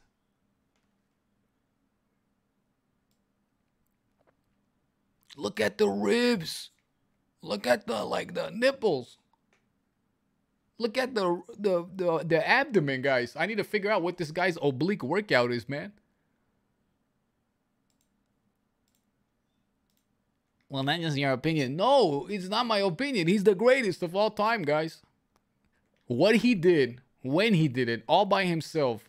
Every project he did ended up being the greatest. Imagine you were so good that every drawing you do now becomes the greatest drawing of all time. Imagine every sculpture you do, like you do a sculpture on Tuesday, that becomes the greatest sculpture in the world. Then you do a sculpture on Thursday, that becomes the greatest sculpture in the world. And then you do one like in a month, that becomes the greatest sculpture in the world. That's who Michael was.